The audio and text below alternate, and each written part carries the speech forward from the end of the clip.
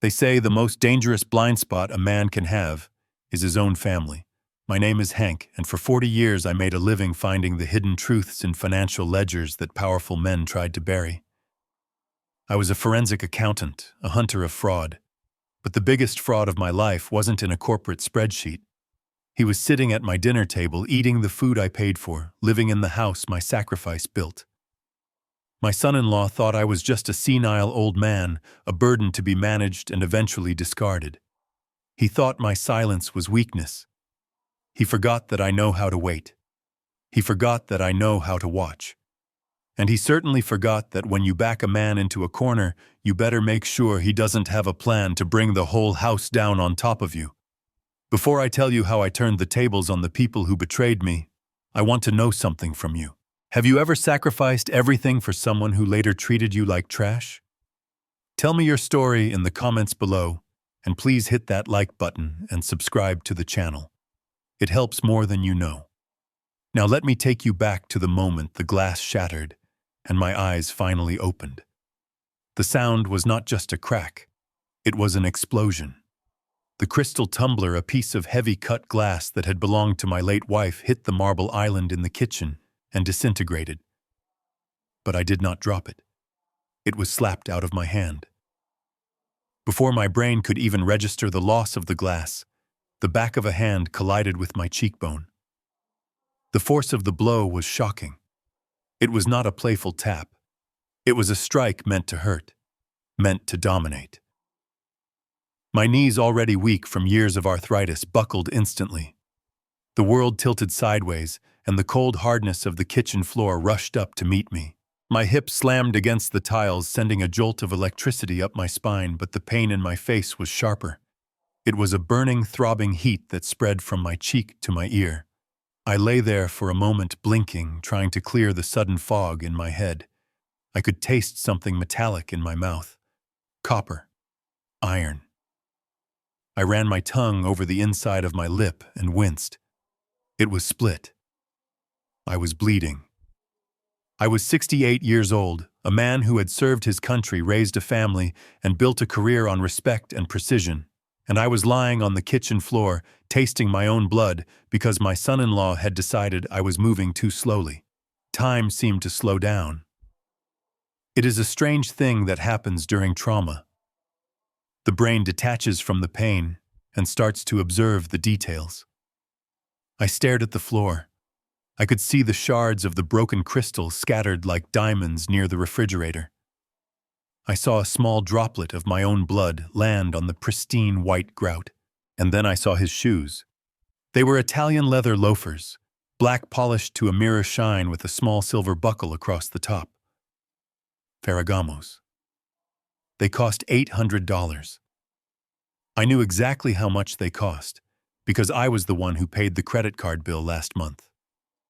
Staring at those expensive shoes from my vantage point on the floor, a memory flashed through my mind, vivid and cruel in its contrast. I was not on the floor in this memory. I was sitting at a mahogany desk in my old office 10 years ago. Across from me sat a younger, hungrier Derek. He did not wear Italian leather then. He wore scuffed dress shoes from a discount store and a suit that was a size too big. He had tears in his eyes. He was holding my hand, his grip tight and desperate. "Thank you, Hank," he had said, his voice trembling with emotion. "You are saving my life. I swear to you I will make this firm a success. I will take care of Beatrice. I will take care of you. I will never let you down." I looked down at the check on the desk between us. $200,000.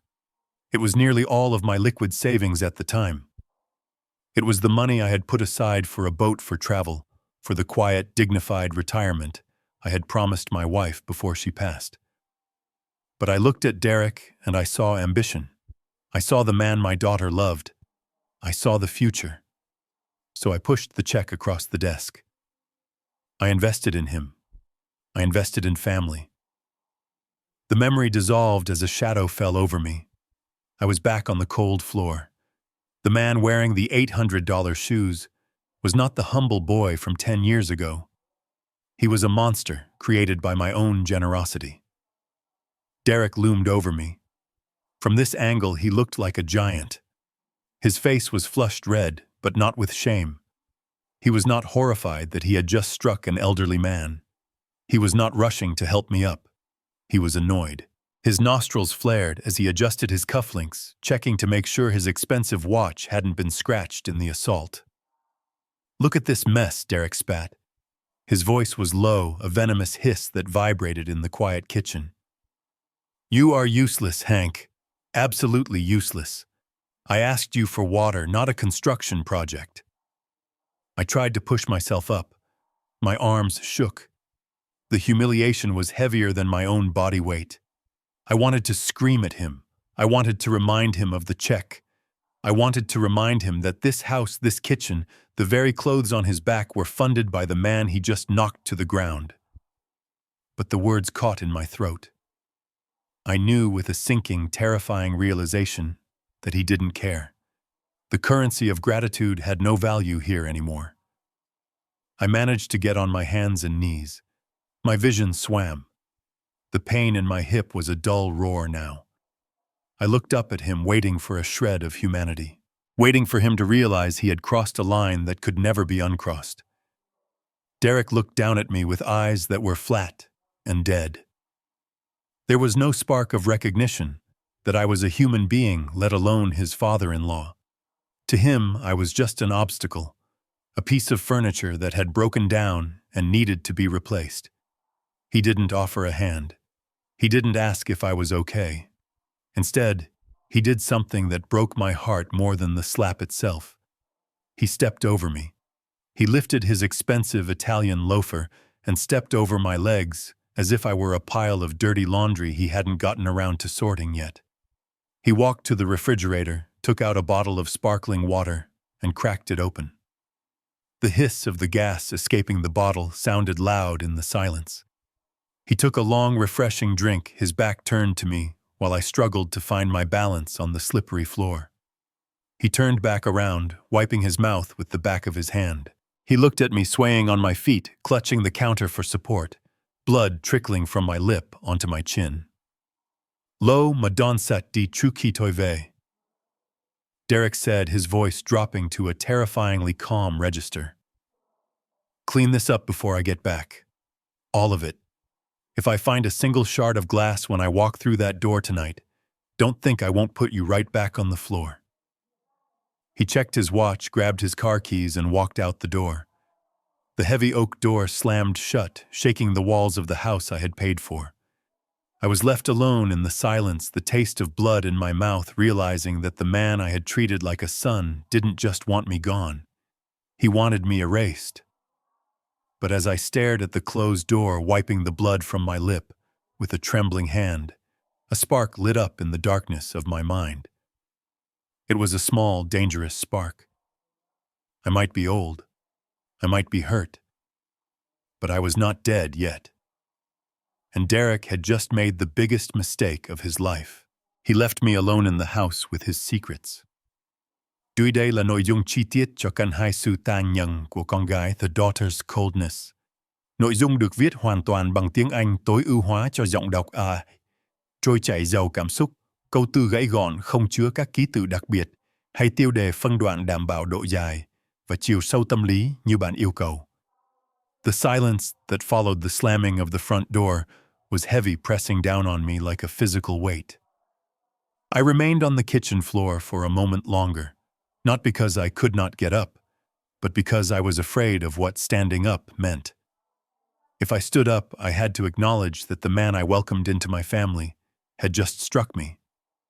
If I stood up, I had to face the reality of my own blood on the tiles.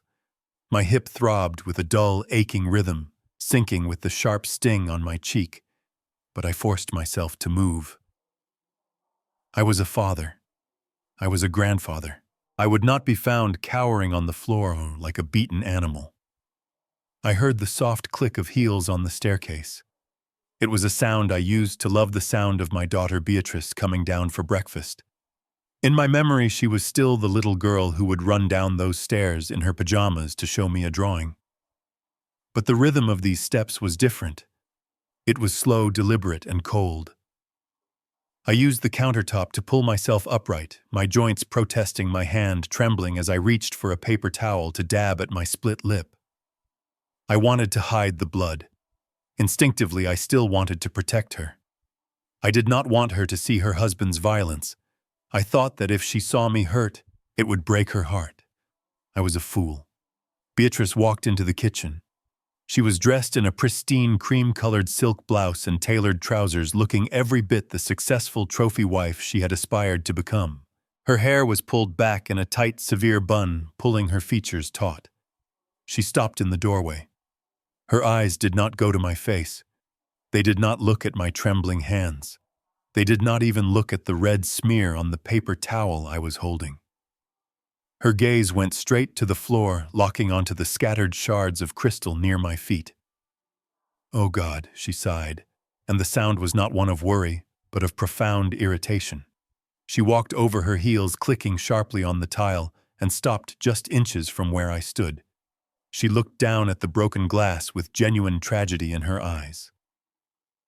"Dad, please tell me you did not just break the limited edition tumbler. Do you have any idea how hard it was to get that set? Derek had them imported from a boutique in Milan. They are not replaceable."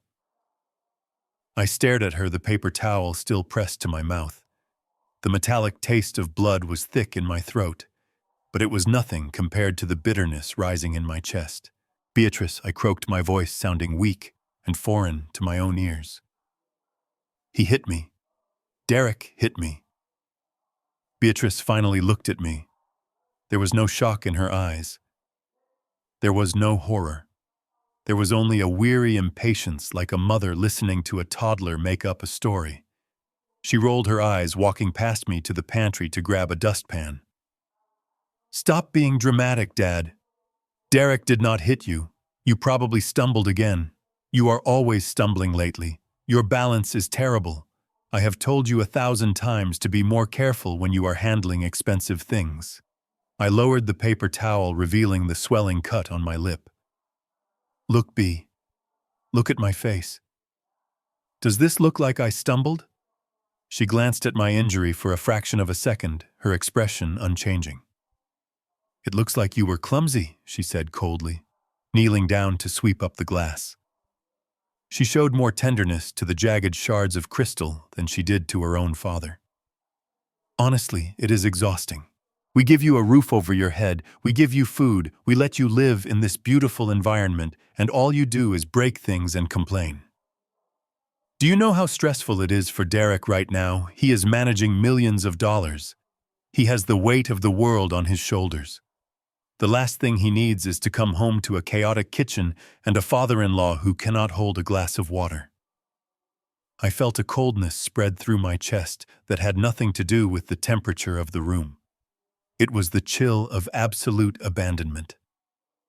I watched the top of her head as she meticulously cleaned the floor, ensuring not a single speck of dust remained. "Beatrice," I whispered, "I sold my house for you. I gave you everything I had. I have nowhere else to go." She stopped sweeping. She stood up slowly, the dustpan full of glass held tightly in her manicured hand. She turned to face me, and for the first time I saw a flash of genuine anger in her eyes. It was not anger on my behalf. It was anger at me. "Stop throwing that in my face," she hissed, her voice low and venomous. "You sold that old drafting house because you could not maintain it anymore. We did you a favor by taking you in. That money you gave us, it barely covered the down payment on the vacation home. It is gone, Dad. Spent. You are not an investor here. You are a dependent. You are a guest who has overstayed his welcome, but we are too polite to kick you out. So please spare me the martyr speech. You are not a victim. You are a burden." The word hung in the air between us. Burden. It stripped away every layer of dignity I had left. I remembered the nights I stayed up late helping her with her homework. I remembered the double shifts I worked to pay for her braces, her prom dress, her college tuition. I had built my entire life around ensuring she would never feel like a burden. And now she was using that very word to crush me. She walked to the trash can and dumped the glass with a loud crash. Then she walked to the refrigerator. I thought perhaps a small part of her felt guilty. I thought she might offer me a glass of water or a chair. She opened the freezer and pulled out a bag of frozen peas. She turned and tossed it at me. I caught it reflexively, the cold plastic biting into my palms. "Put that on your face," she commanded, turning her back to me to wipe down the counter where the glass had sat. "It is going to swell if you do not ice it." I held the bag of peas, looking at her back. "Thank you," I said softly, my voice breaking. "Do not thank me," she cut me off, spraying cleaner on the granite surface. "I am not doing it for you. We have guests coming tonight, important investors from the city. Derek needs to close a deal, and everything has to be perfect. The house needs to be spotless, the dinner needs to be exquisite, and the atmosphere needs to be successful." She turned around, leaning against the counter, crossing her arms over her chest. She looked me up and down, her eyes lingering on my bruised cheek with critical assessment. "I do not want them to see you looking like a battered shelter dog. It ruins the aesthetic. It raises questions we do not want to answer. So ice that face. And tonight when the guests arrive, I want you to stay in your room. Do not come down. Do not make any noise. If you absolutely must use the bathroom, make sure that bruise is covered with concealer or something. I cannot afford for you to embarrass us tonight. Do you understand?" I looked at my daughter. Really looked at her. And I realized that the Beatrice I knew was dead. She had been consumed by this hollow, cruel woman standing in front of me. I nodded slowly, pressing the frozen bag to my aching face. "I understand," I said. "Good," she said, checking her reflection in the microwave door. "Now go upstairs. I have a caterer coming in an hour, and I need this kitchen clear." I turned and walked toward the back stairs, the ones leading to the small servants' quarters they had assigned to me. I walked slowly, limping slightly, clutching the frozen peas like a lifeline. As I climbed the stairs, I heard her humming a tune in the kitchen, completely unbothered, as if she had just taken out the trash rather than destroyed her father's soul. But as I reached the landing, her words echoed in my mind. Important investors, guests who must not see me. Why was it so crucial that I remain hidden? Why was my bruise a liability to a business deal? Derek had said I was useless, but Beatrice's fear told me something else. I was not useless. I was dangerous. And tonight, from the shadows of my room, I was going to find out why. The morning sun streamed through the floor-to-ceiling windows of the kitchen, illuminating the dust motes dancing in the air and casting long, sharp shadows across the marble countertops. It was a beautiful room, designed for a magazine spread meant to showcase wealth and taste. But I was not sitting at the expansive granite island, where I used to drink my coffee while reading the newspaper. I was not sitting at the heavy oak dining table that could seat 12 people. I was sitting at a rickety folding card table tucked into the corner of the room right next to the pantry door and the recycling bin. This was the new arrangement. Beatrice had suggested it casually a week ago, claiming I was making a mess at the main table, but today, sitting there with my bruised lip and aching hip, the symbolism was impossible to ignore. I was no longer the patriarch. I was not even a guest. I had been demoted to the help tolerated only as long as I remained invisible and silent. I stirred my instant coffee with a plastic spoon, the clinking sound dull and pathetic.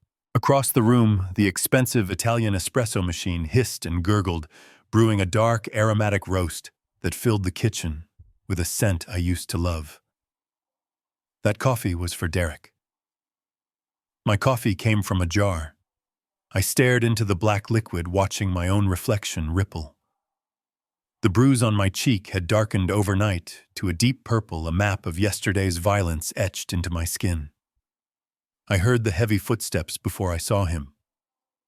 Derek entered the kitchen, and the temperature in the room seemed to drop, even though his smile was bright enough to light up a stadium. He was dressed for war or business, which for him were the same thing. His navy suit was tailored to perfection, hugging his shoulders, and his silk tie was knotted with geometric precision. He looked fresh, rested, and utterly unbothered by the fact that less than 12 hours ago, he had assaulted an old man in this very room. He walked straight to the espresso machine, whistling a cheerful tune that grated on my nerves like sandpaper. He poured his coffee into a ceramic mug, took a sip, and sighed with exaggerated satisfaction before turning his gaze toward my little corner. "Good morning, Hank," he said, his voice booming with a false joviality that made my stomach turn. He walked over, leaning against the main island, creating a physical distance between us that felt like a chasm. "How is the lip? It looks a little tender." I looked up at him, keeping my face blank. "It hurts," I said simply. Derek waved his hand dismissively as if swatting away a fly. I know. Look, I wanted to apologize for yesterday. I really lost my temper. You know how it is. The pressure I am under right now is insane. This merger with the overarching tech firm is eating me alive. I haven't slept in 3 days. When I saw that glass break, I just snapped. It wasn't about you, Hank. It was the stress talking. You forgive me, right? We are family, after all." He didn't wait for an answer. He didn't need one. In his mind, his explanation was a pardon. He took another sip of coffee and checked his Rolex. I stayed silent, gripping my plastic spoon. I knew this tactic. It is a classic manipulation strategy. Minimize the abuse, blame external factors, and force the victim to accept the apology to avoid further conflict. He was playing the benevolent leader now, the stressed executive who just needs a little understanding. Actually, he continued setting his mug down and picking up a leather portfolio he had placed on the counter. "I am glad you are up early. I need a tiny favor. Since I am drowning in paperwork for this merger, I need to offload some of the household administration. I do not have time to deal with the contractors for the pool house renovation." He walked over to my flimsy table, his cologne overwhelming the smell of my stale coffee. He placed a single sheet of paper in front of me along with a heavy gold-plated pen. "I just need you to sign this," he said, tapping the paper with his manicured finger. "It is just a standard building permit application.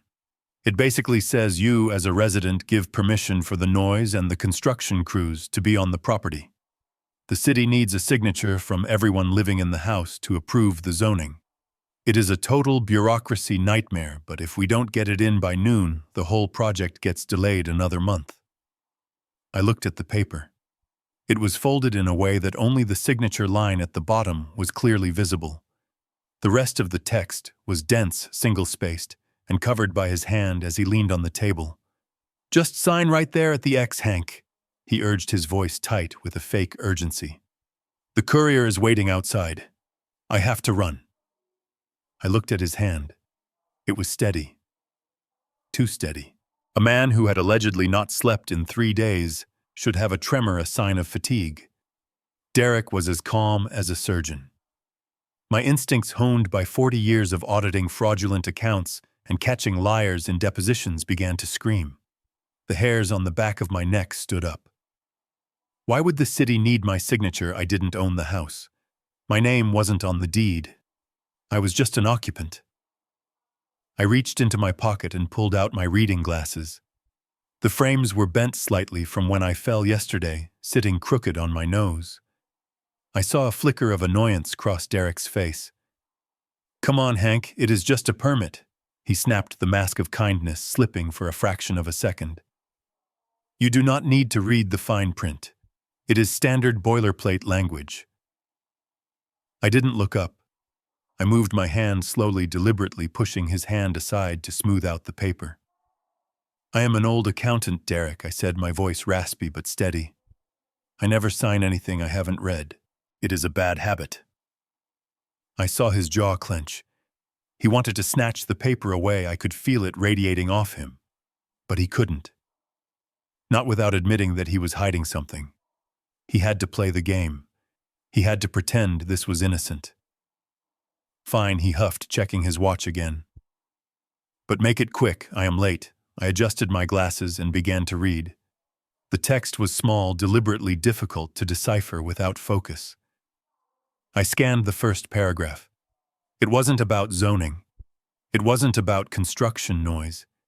It wasn't about a pool house.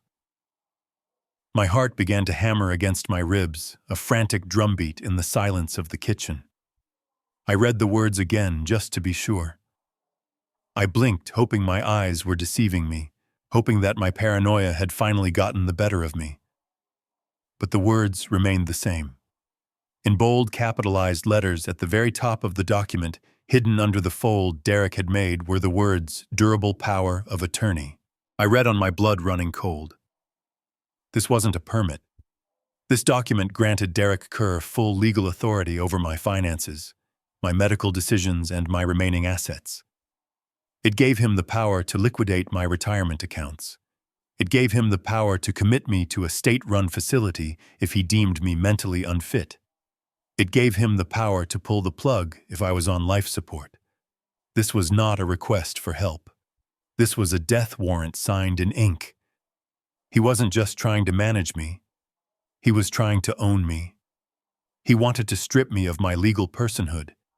He knew about the account I had kept secret, the small emergency fund I had managed to hold on to. No, he couldn't know about that. This was a blanket grab. He wanted to ensure that if I ever tried to leave or if I ever tried to fight back, he would have the legal paper shield to stop me. He could declare me incompetent and lock me away, and this piece of paper would make it all legal. I felt a wave of nausea, but I swallowed it down. I looked at the bottom of the page. The date was already filled in. He had prepared this days ago. The slap yesterday wasn't just stress. It was the beginning of the breakdown, the conditioning to make me compliant. I looked up at Derek. He was smiling again, that shark-like empty smile. "Well," he asked, tapping the pen. Ready to help out the family, I stared at him, and for the first time I saw him clearly. He wasn't just a bad son-in-law. He was a predator, and I was the prey. But predators often make a fatal mistake. They assume the prey is already dead before they take the first bite. I picked up the pen. My hand hovered over the signature line. I saw his eyes light up with greed. He thought he had won. He thought I was just the stupid, broken old man eating instant coffee at the servants' table. I lowered the pen to the paper, and then deliberately I let it drop from my fingers. It clattered onto the table, rolling toward the edge. "I'm sorry, Derek," I said, making my voice sound confused and frail. "My hand. It is shaking too much today. The shock from yesterday, I suppose. I cannot seem to grip the pen." Derek's smile vanished. His eyes narrowed into slits. "Just make an X, Hank. That is all I need." "Just an X, I can't," I whispered, pushing the paper back toward him. "I feel dizzy. I think I need to lie down. Maybe later."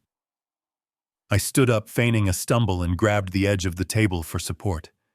I watched the fury rise in his face, a red tide of rage that he was barely suppressing.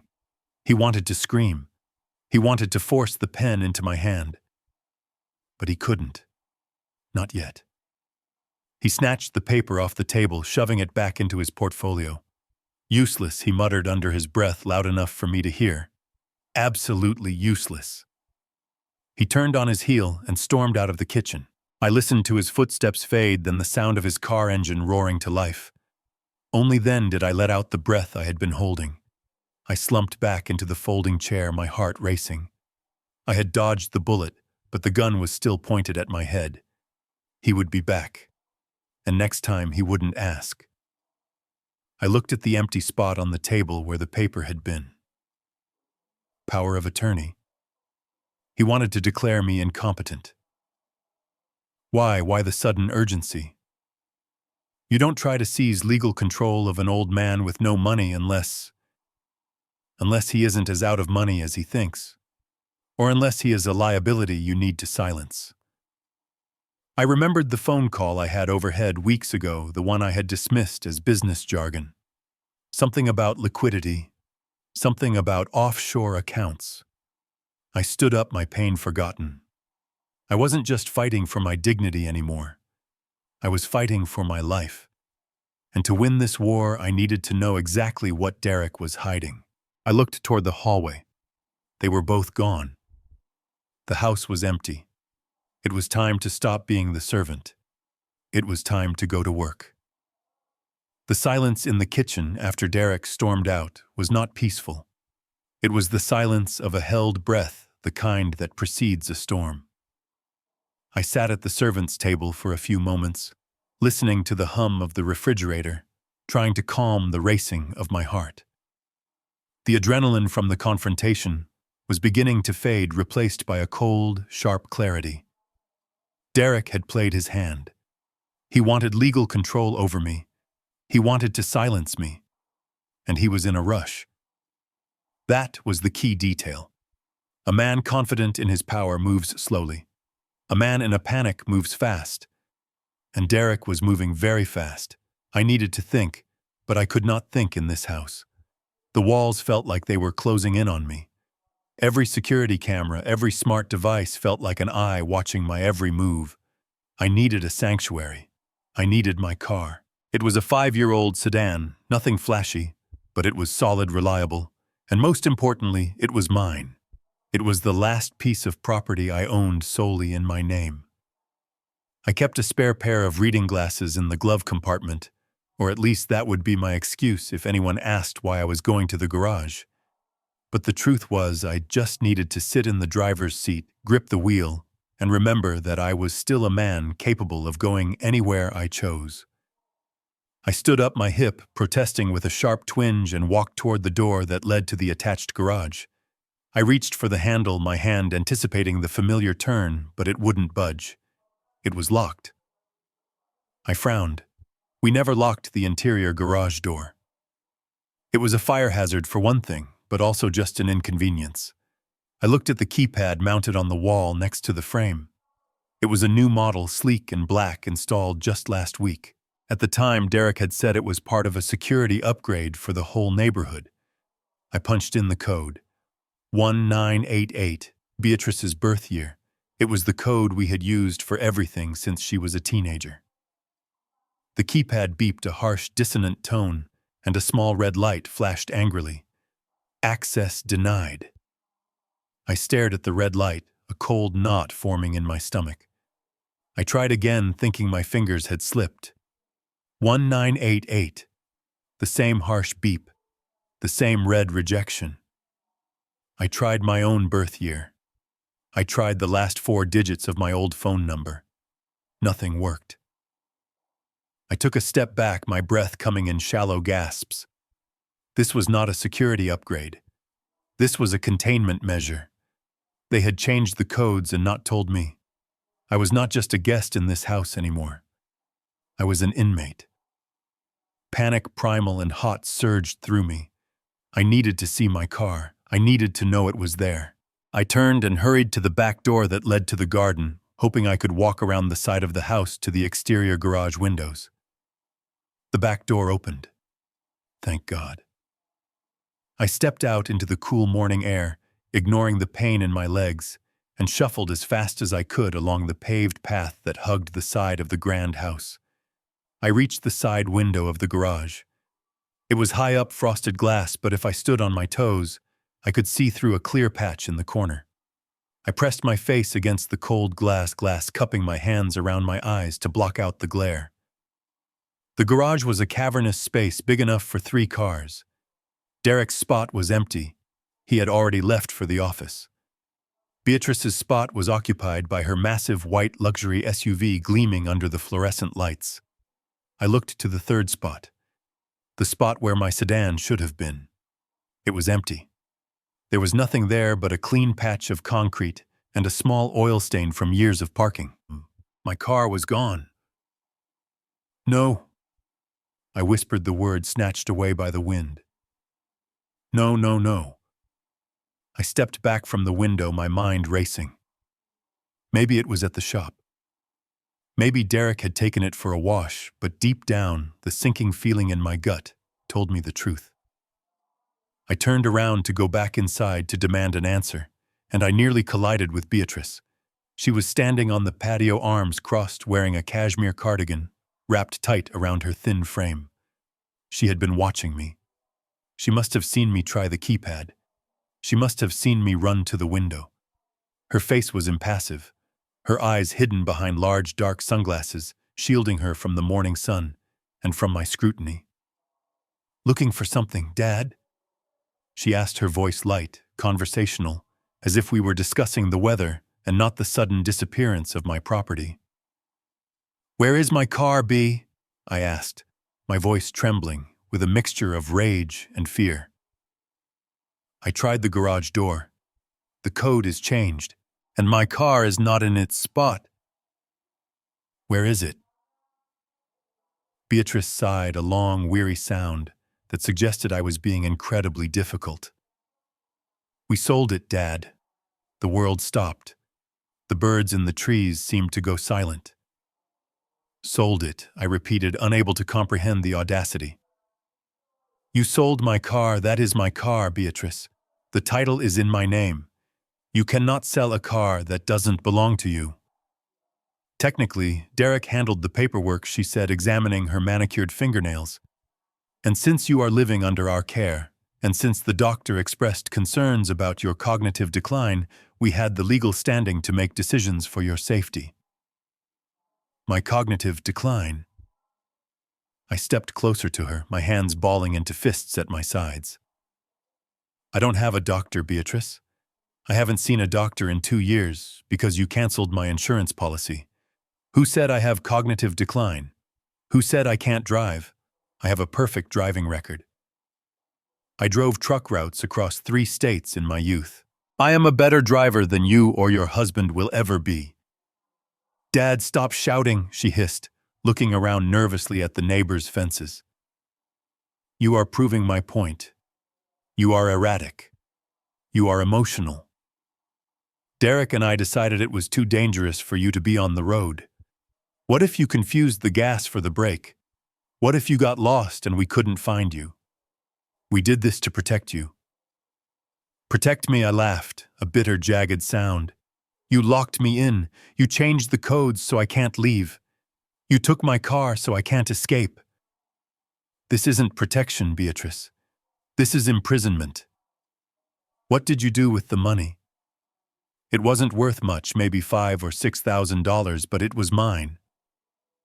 "Where is the money?" Beatrice stiffened. She looked away towards the driveway where her $80,000 SUV sat. "We put it towards the household expenses," she said vaguely. "Household expenses," I pressed, sensing a crack in the armor. "You live in a $2 million house. Derek wears suits that cost more than my car. You are telling me you needed $6,000 for household expenses." She whipped her head back to face me, her sunglasses sliding down her nose slightly, revealing eyes that were frantic and defensive. "It didn't go to groceries, okay? It went to Derek. It covered the interest payment on one of his bridge loans for the month. You should be happy, Dad. You should be proud. Even in your condition, you were able to help your son-in-law keep things running smooth during a difficult transition. You contributed? Isn't that what you always wanted, to be useful?" I stared at her, stunned into silence. The words hung in the air like smoke. The interest payment. My mind, the mind of a forensic accountant that they claimed was in decline, latched onto that sentence with the force of a bear trap. Derek, the high-flying investment banker, the master of the universe, the man managing a massive corporate merger, had to sell his father-in-law's battered old sedan to pay the monthly interest on a loan. That wasn't just strange. That was impossible, unless he was broke. If a man at his level needs $5,000 so desperately that he steals a car from an old man to get it, he isn't just having a cash flow problem. He is drowning. He is insolvent. The liquidity crisis isn't a stressful phase of a merger. It is a total collapse. I looked at Beatrice. She was adjusting her cardigan, looking annoyed that she had been forced to explain herself. She didn't realize what she had just admitted. She thought she was shutting me up. In reality, she had just handed me the key to the entire mystery. I see, I said, forcing my voice to drop, forcing my shoulders to slump in defeat. I understand. If it helped Derek, then I suppose it is all right. I just wish you had told me. Beatrice relaxed instantly. Her posture softened. She walked over and patted my arm, a patronizing gesture that made my skin crawl. We didn't want to upset you, Dad. We know how attached you get to old things. It is better this way. Now why don't you go inside and rest? I will ask the housekeeper to bring you some tea. I nodded, playing the part of the defeated old man. I turned and walked back toward the house. But as I crossed the threshold, I wasn't thinking about tea. I was thinking about math. Derek was paying interest on a bridge loan. That meant high-risk short-term debt. If he couldn't cover the interest without selling my car, he had no capital. Zero. Which meant the lavish lifestyle, the parties, the suits, the renovations. It was all a house of cards. And he was trying to get power of attorney over me, not to manage my assets, but to steal them. He needed a fresh injection of cash to keep the Ponzi scheme of his life going for another month. I walked down the hallway to my room, the sound of my own footsteps echoing on the hardwood. They had taken my car. They had locked the doors. They thought they had cut off my escape. But they were wrong. They had trapped me in here with them, yes. But more importantly, they had trapped themselves in here with me. And now that I knew Derek was bleeding money, I knew exactly where to stick the knife. I didn't need a car to destroy him. I just needed proof. And I knew exactly where to find it. The darkness in the guest room, or rather the servants' quarters, as I had come to think of it, was not peaceful. It was suffocating.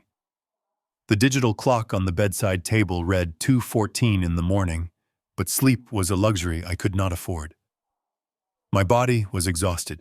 My hip throbbed with a persistent, dull ache from the fall in the kitchen, and my mind was racing like a high-speed train with no brakes. I lay on the narrow twin mattress, staring up at the ceiling, tracing the shadows cast by the moonlight, filtering through the blinds. The house was silent, or at least it should have been. But these modern mansions are deceptive. They look solid, built of stone and marble, but underneath they are hollow. The ventilation systems, the thin drywall between non-load-bearing walls, they all act as conduits for sound if you know how to listen. And I knew how to listen. It was a skill I had honed over 40 years as a forensic auditor. In my line of work, the truth was rarely found in what people said loudly during the day. It was found in the whispers, in the hushed conversations held in back hallways, in the panicked phone calls made when they thought no one was around. I shifted my weight, trying to find a comfortable position when I heard it. A thud. Then a voice. It was muffled, coming from the master suite located directly above my room. The architect who designed this house had clearly prioritized aesthetics over privacy. The air vent in the corner of my ceiling connected directly to the ductwork of the floor above. It was an acoustic flaw I had noticed months ago, but tonight it was my lifeline. I pushed the covers aside and swung my legs out of bed. The floor was cold. I moved quietly, ignoring the stiffness in my joints, and dragged the small wooden chair over to the corner of the room. I stepped up onto it, bringing my ear within inches of the metal grate. The voices became clearer. It was Derek and Beatrice, and they were not sleeping. They were at war. "You do not understand," Derek's voice filtered down tight and vibrating with panic. It was a tone I recognized. It was the sound of a man watching the walls close in. "I have been stalling them for weeks. I told them it was a clerical error. I told them the funds were in transit. But they are not buying it anymore." "Stop pacing, Derek. You are making me dizzy," Beatrice replied. Her voice was shaky, laced with fear. "Who is not buying it? The board." "The board." Derek laughed, a harsh, humorless sound. "Screw the board. I can handle the board. It is the FBI, Beatrice. The FBI. They sent a formal inquiry to the compliance officer this morning. They are asking about the offshore transfers. They are asking about the liquidity gaps in the pension fund. I froze on the chair, my breath catching in my throat. The FBI. This was not just a bad business deal. This was federal. This was criminal. Derek wasn't just losing money. He was stealing it. So what does that mean? Beatrice asked, her voice dropping to a whisper that I had to strain to hear. Are they coming here? Not yet, Derek snapped. They are building a case. They need a trail. And right now the trail leads to me. Unless I can divert it. Unless I can show that the authorized signatory for those accounts wasn't me. There was a pause. Why, I could hear the sound of glass clinking against a bottle. He was drinking. At 2 a.m, facing federal indictment, he was drinking. What are you saying? Beatrice asked slowly. I am saying we need a scapegoat, Bea. Derek said, his voice dropping to a low, conspiratorial growl. We need someone who can take the fall. Someone who had access. Someone whose signature is on the initial incorporation documents for the shell company. But you set that company up years ago, Beatrice argued. You used a proxy. Exactly, Derek interrupted. I used a proxy, a silent partner. But I can amend the records. I can backdate the authorization forms. I can make it look like the person pulling the strings, the person moving the money, was someone else. Someone with a financial background. Someone who knows how to cook books. My blood ran cold. The realization hit me with the force of a physical blow. He wasn't talking about a stranger. He was talking about me. The pieces of the puzzle slammed together. The power of attorney he tried to make me sign yesterday. The sudden interest in my past career. The way he had been isolating me, cutting off my communication, taking my car. He wasn't just trying to steal my remaining assets. He was setting me up. He was planning to frame me for his crimes. But Dad Beatrice's voice trembled. You want to pin this on Dad Derek? He is an old man. He is your father-in-law. He is a liability, Derek shouted, and I flinched as the sound echoed through the vent. He is useless to us, B. He is a drain on our resources. But now finally he can be useful. Think about it. He was a forensic accountant. It is plausible. We can say he was the mastermind. We can say he used his old connections to set up the laundering scheme. We can say he manipulated me, the trusting son-in-law, into signing things I didn't understand. But he would never admit to that, Beatrice said. He would fight it. He would testify. Derek let out a chilling laugh. Testify? Beatrice, look at him. He is a wreck.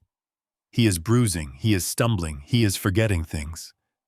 Or at least that is what the medical reports will say. What medical reports? The ones Dr. Aris is going to write for us, Derek said smoothly. I have already spoken to him. For a fee, he is willing to testify that Hank has been suffering from advanced dementia for over a year. Paranoia. Delusions of grandeur. Confused financial dealings. If he tries to deny it in court, he will just look like a senile old man rambling about conspiracies. No jury will believe him. They will see a confused geriatric patient, and they will see me, a respectable CEO, who was taken advantage of by a sick relative. I gripped the back of the chair so hard my knuckles turned white. It was evil. Pure, distilled evil. He wasn't just going to send me to prison. He was going to dismantle my mind. He was going to use my own reputation, my own identity, to bury me. I cannot believe this, Beatrice sobbed softly. It is too much, Derek. He is my father. Do you want to lose this house? Derek demanded, his voice hard and unforgiving. Do you want to lose the cars, the club membership, the vacations? Do you want to visit me in a federal prison for the next 20 years? Because that is the alternative, Beatrice. Either he goes down or I do. And if I go down, you go down with me. You signed the tax returns, honey. You are complicit. There was a long silence. I prayed silently, desperately for my daughter to speak up, to scream at him, to run downstairs and warn me, to show even a sliver of the morality salt I had tried to instill in her. Fine, Beatrice whispered. Her voice was dead.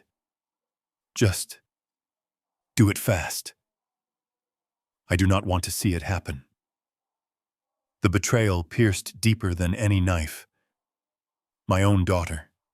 She chose the cars. She chose the house. She chose the monster over the man who raised her. A single tear tracked down my cheek, hot and stinging, but I wiped it away furiously. Sadness was a luxury I could not afford anymore. Now there was only room for survival. But the power of attorney Beatrice asked.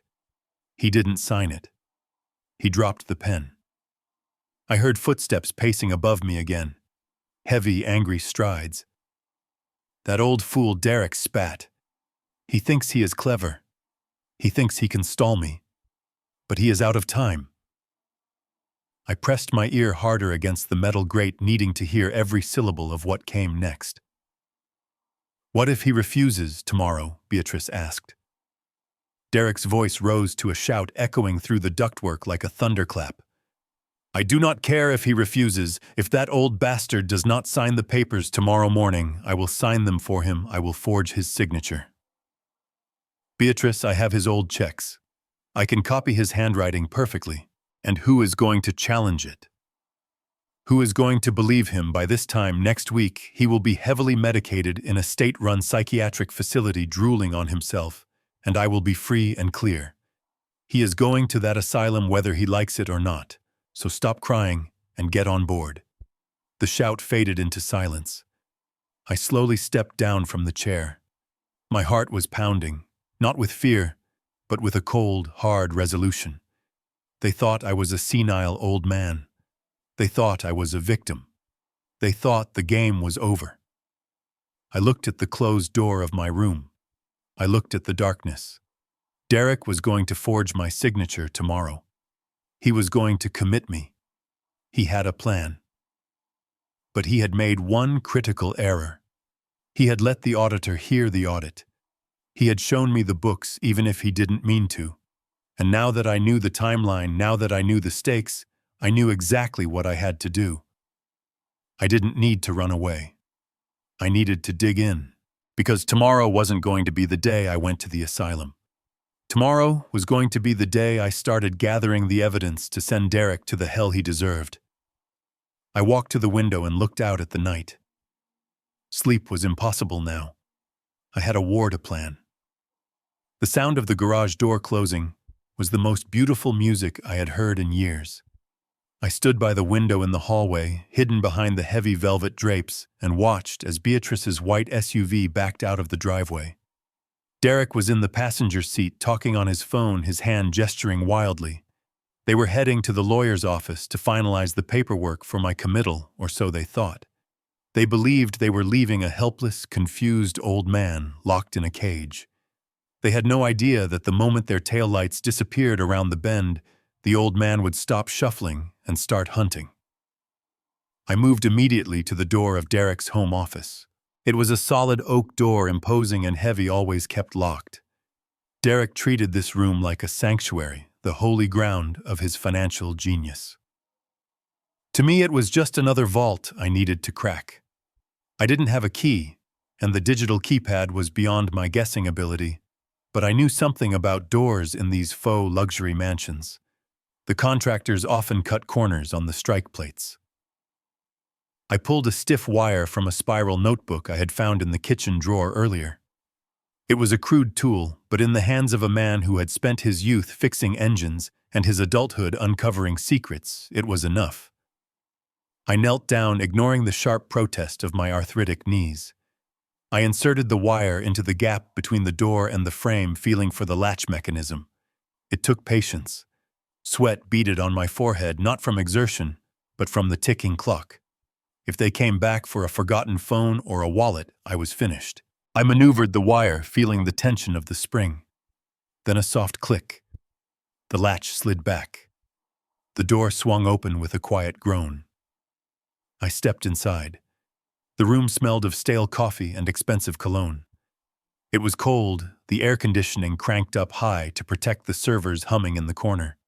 My eyes went immediately to the computer on the massive glass desk. The screen was dark, a sleeping giant holding all the answers. I took a step toward it, my hand reaching out, but then I stopped. No. That was a trap. Derek was arrogant, but he wasn't stupid. He worked in finance. He would have logs encryption, maybe even a keystroke logger, or a webcam that activated on motion. If I tried to guess his password and failed, or if I left a digital footprint, he would know I had been here. I needed evidence that couldn't be deleted and wouldn't alert him to my presence. I needed the physical trail. I scanned the room. Filing cabinets locked and likely empty of the incriminating stuff. Desk drawers, too obvious. Then my eyes landed on it. Tucked neatly under the desk, humming softly, in standby mode. The shredder. It was a large industrial-grade machine. The bin was full, a window on the front, showing a chaotic mass of white confetti.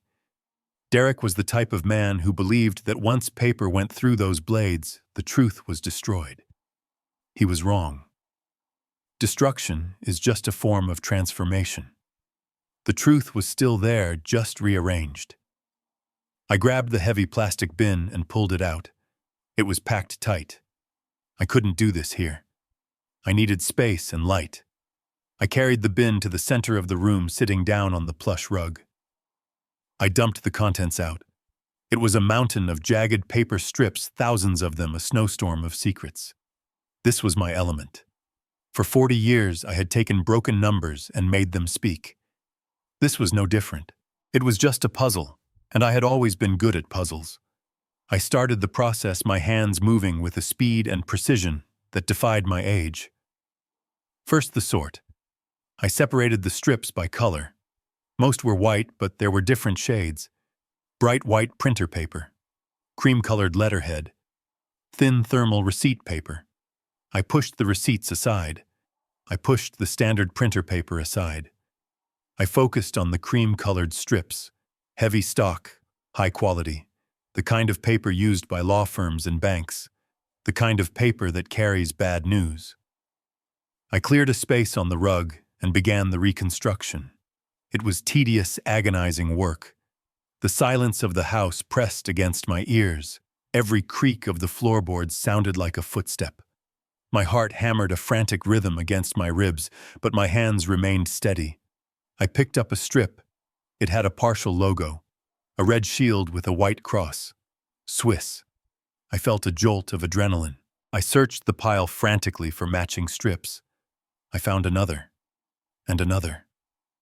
I began to align them using a roll of Scotch tape I found in the desk drawer to hold them together. It was like performing surgery on a ghost. Slowly, painfully, the document began to take shape. It wasn't a contract. It wasn't a bank statement. It was a letter. I found the header first. Zurich. The name of a bank I recognized, one known for its discretion and its clientele of the ultra-wealthy. I found the date. It was from 3 weeks ago. I kept working, my breath coming in shallow gasps. I found a strip with Derek's name, Mr. Derek Kerr, then another with an account number ending in 459. But it was the body of the letter that made my blood run cold. I pieced together the center paragraph strip by strip. The words were fragmented, but the message was undeniable. Regret to inform you. Compliance Department. Immediate freeze. I hunted for the reason. Why would a Swiss bank freeze an account? They didn't care about bad investments. They cared about one thing. I found a jagged piece of paper no wider than a fingernail. It had 3 letters on it. 3 letters that terrify billionaires and criminals alike. FBI. I gasped, the sound loud in the quiet room. I scrambled to find the connecting pieces. I needed the context. I needed the full sentence. I sifted through the pile, my fingers flying. There. A strip with the word request. Another with investigation. I taped them down, smoothing the paper with a trembling finger. The sentence stared up at me, a Frankenstein's monster of truth. Pursuant to an Official request from the Federal Bureau of Investigation regarding an ongoing money laundering inquiry. All assets held in account 459 have been frozen effective immediately. I sat back on my heels, staring at the taped-up document on the rug. The room seemed to spin. This was it. The smoking gun. Derek wasn't just broke. He was a target. The FBI had frozen his offshore escape fund. That was why he was desperate. That was why he needed my money.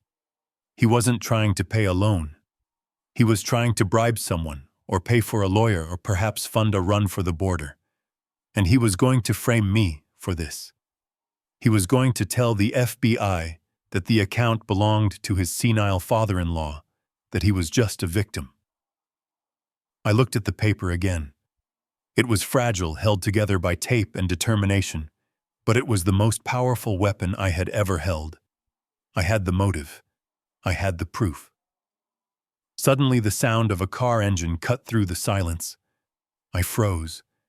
They were back. They were early. Panic surged through me, sharp and electric.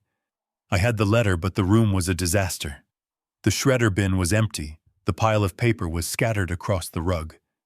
If Derek walked in and saw this, he wouldn't just commit me. He would kill me. I scrambled to my feet, clutching the reconstructed letter to my chest.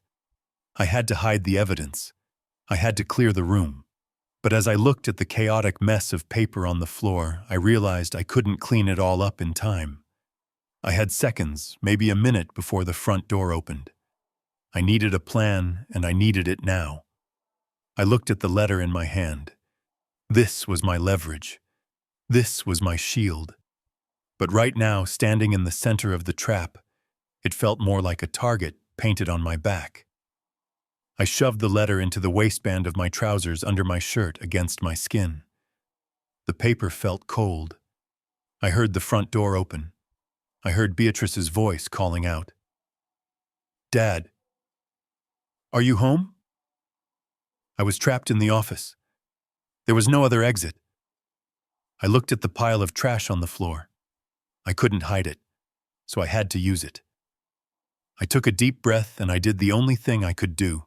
I kicked the pile of paper, scattering it further, making it look not like an investigation, but like an accident. Like the confused act of a senile old man. I let my body slump. I let my jaw go slack. I prepared to play the role of my life. Because if they realized I was sane, I was dead. But if they thought I was crazy, I might just buy myself enough time to use the weapon I now carried against my heart. The footsteps were coming down the hall. The door handle began to turn. The door to the office was closed again, the lock clicking shut with a finality that echoed in the hollows of my chest. I was back in the hallway, the shredded evidence burning a hole against my skin where I had tucked it into my waistband, but having the paper was not enough. Information is useless if it stays in the dark. I needed to get this to the light. I needed to tell someone. I walked to the small telephone table in the foyer, the antique rotary phone that Beatrice kept for decoration, but which was fully functional. I lifted the heavy receiver, pressing it to my ear, waiting for the reassuring hum of the dial tone. There was nothing, just a dead static silence. I tapped the hook switch frantically, once, twice, 3 times. The silence remained. I followed the cord down to the wall jack. It had not been unplugged. It had been cut. The copper wires were frayed, severed with a pair of scissors or a knife. I stared at the severed cord, a wave of cold nausea washing over me. This was not just isolation. This was a siege. They had anticipated that I might try to reach out. They had stripped me of my car, my dignity, and now my voice.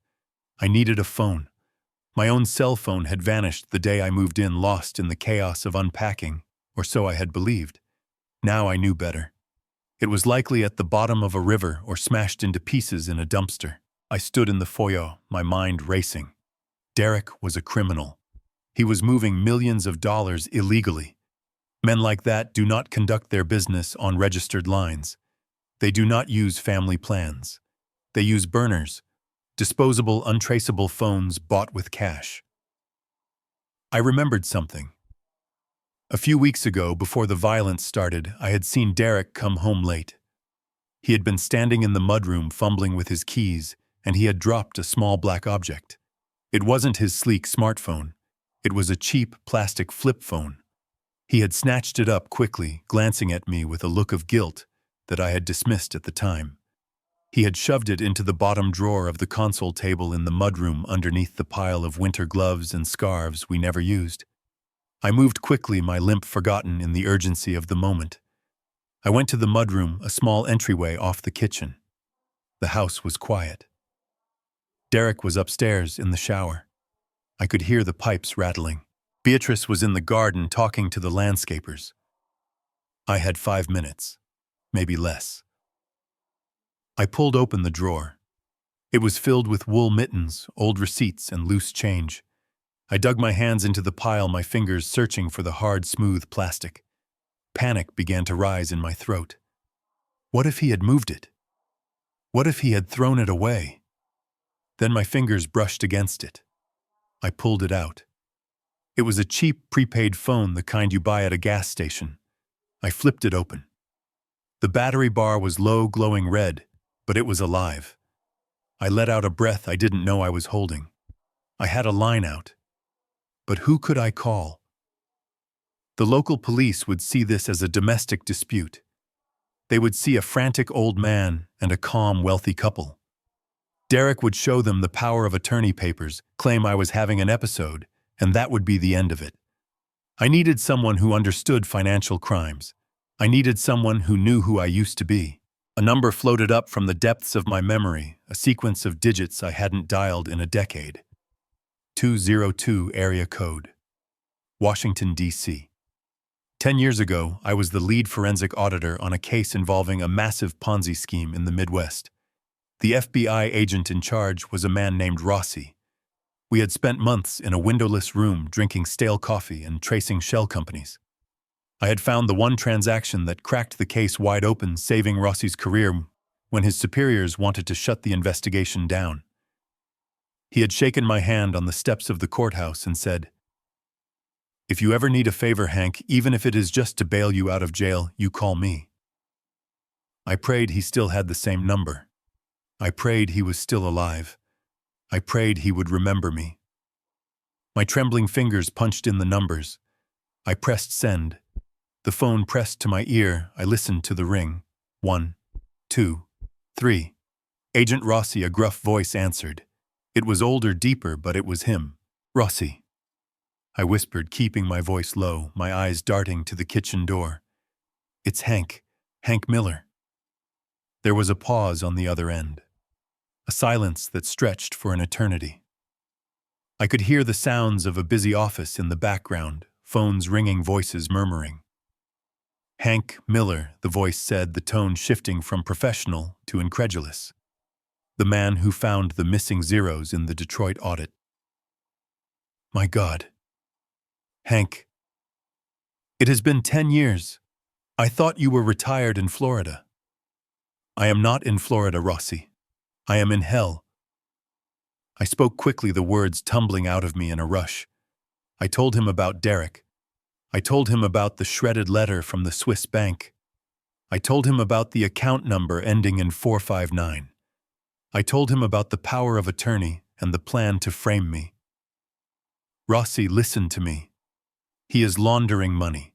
He is in deep, and he is trying to pin it on me. He is going to declare me incompetent tomorrow." I found a letter from Zurich. It says the FBI froze his assets. The line went quiet again. When Rossi spoke next, his voice was no longer the voice of an old friend. It was the voice of a federal agent. "Hank, listen to me very carefully. You said account 459, yes. Zurich." Rossi let out a long exhale. "We know about the account, Hank. We have been watching Derek Kerr for 6 months. We know he is washing money for a cartel out of Sinaloa. We froze that account 3 weeks ago, hoping it would make him panic and make a mistake." I leaned against the wall, relief washing over me so strong it almost made my knees buckle. "You know. Thank God. You have to come get me. You have to arrest him." "I can't," Rossi said, his voice grim. "What do you mean you can't?" I hissed, clutching the phone tighter. "He is a criminal. You just said it. We know the money is dirty, Hank, but we can't prove he is the one moving it. The way he set up the shell companies, everything is signed by proxies, and the main signatory on the incorporation documents. It is not him." I felt a cold chill crawl up my spine. "Who is it?" Rossi hesitated. "It is you, Hank. Or rather, someone using your identity. The signature looks like yours. The background checks link to your old credentials. On paper, you are the mastermind. Derek is just the son-in-law who manages the legitimate side of the business. That is why we haven't moved yet. We were building a case to prove it wasn't you, but it is circumstantial. If we raid the house now, his lawyers will throw you under the bus, and with your financial background, a jury might believe it." I closed my eyes. It was worse than I thought. The trap wasn't just being set. It had been armed for years. "So I am dead," I whispered. "I am going to prison for him." "No," Rossi said sharply. "Not if you help us. We need proof of intent. We need proof of coercion. We have the financial trail, but we need the human element. We need him to admit that he is forcing you to sign. We need him to admit that he knows the money is dirty and that he is using you as a shield." "How?" I asked. "He is careful. He never says it outright." "He is desperate," Hank Rossi replied. "You said he is trying to get you to sign a power of attorney tomorrow, yes. He said if I don't sign it, he will forge it." "That is it," Rossi said. "That is the leverage. Hank, I can have a team outside your house in an hour. But we can't come in until we have the signal. I need you to get him to say it again.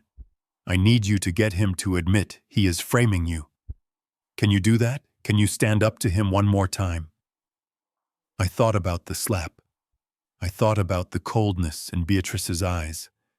I thought about the years I had wasted loving these people. Fear tried to take hold of me, but I pushed it down.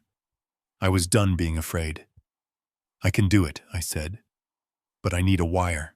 "You don't have time for us to get a wire to you without blowing your cover," Rossi said. "You have to use what you have. Is there a recording device in the house, a smart speaker, a dictaphone? Anything?" I remembered the small digital voice recorder Derek used for his memos. He kept it in his briefcase, but sometimes he left it on the kitchen counter. "I can find something," I said. "Good. Record him. Get the confession. Then give us the signal." "What is the signal, Hank?" I looked out the window. The sun was setting, casting long shadows across the lawn. Tomorrow was the dinner, the Last Supper.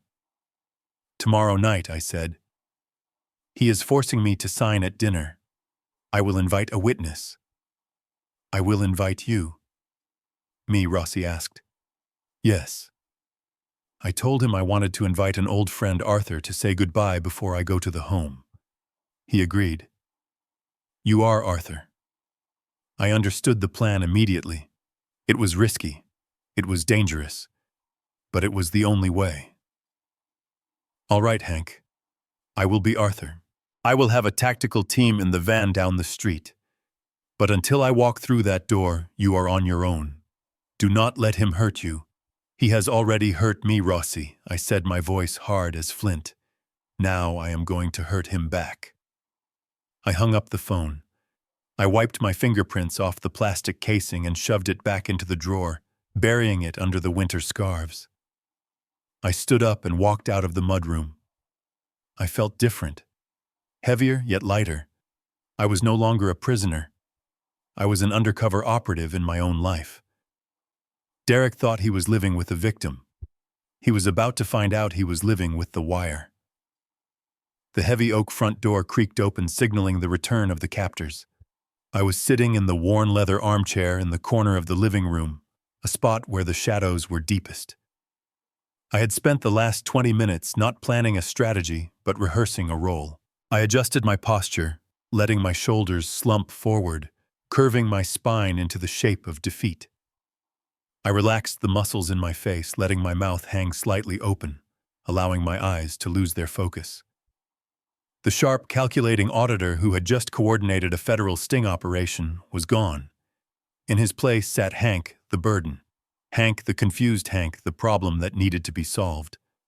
Derek walked in first, tossing his keys onto the console table with a clatter that made me flinch theatrically. He looked exhausted, his tie loosened, his eyes scanning the room with paranoid intensity. Beatrice followed him, carrying a few shopping bags, likely purchases made to soothe her conscience, or perhaps to celebrate the money they thought they were about to secure. They stopped when they saw me. For a moment, neither of them spoke. They just looked at the old man in the chair, assessing the threat level. I decided to strike first, but softly. I stood up, gripping the armrest with trembling hands, feigning a struggle against gravity. "I am sorry," I mumbled, my voice cracking perfectly. "I am sorry about the office, Derek. I went in there I think I was looking for my tax returns. I made a mess. The paper. It just went everywhere. I got confused." Derek's eyes narrowed. He strode past me toward the office hallway, likely to inspect the damage. I held my breath. If he looked too closely at the shredder, he might realize the bin was empty. But moments later, he returned looking more annoyed than suspicious. He saw exactly what I wanted him to see, a chaotic mess created by a senile mind, not a targeted extraction of evidence. "You are unbelievable," Derek spat, running a hand through his hair. "I leave you alone for 2 hours and you turn my workspace into a hamster cage. This is exactly why we cannot keep doing this, Hank. This is why things have to change." Beatrice set her bags down and walked over to me, her face arranged in a mask of pity that barely covered her disgust. "Dad, sit down before you fall over. You look pale." I sank back into the chair, clutching my knees. "I am just tired, Bea. I am so tired of being confused. I don't want to be a trouble to you anymore." This was the opening they had been waiting for. I saw Derek and Beatrice exchange a glance. It was a look of predatory triumph. They thought I had finally broken. They thought the isolation and the gaslighting had worked. Derek walked over and sat on the coffee table in front of me, invading my personal space. He leaned in his cologne, smelling of expensive musk and desperation. "Hank, listen to me. We want to help you. We really do. But we cannot help you if you are fighting us. That document I showed you this morning, the power of attorney. It is the only way we can protect you. If you sign it, we can get you the professional care you need. We can find a place where doctors can watch you 24 hours a day. You won't have to worry about taxes or papers or driving ever again." Doesn't that sound better? I looked into his eyes. I saw the greed dancing behind his pupils. He wasn't seeing a father-in-law. He was seeing a signature that would unlock millions of dollars and a scapegoat for his prison sentence. I let a single tear roll down my cheek. It wasn't hard to cry. I just had to think about the little girl Beatrice used to be.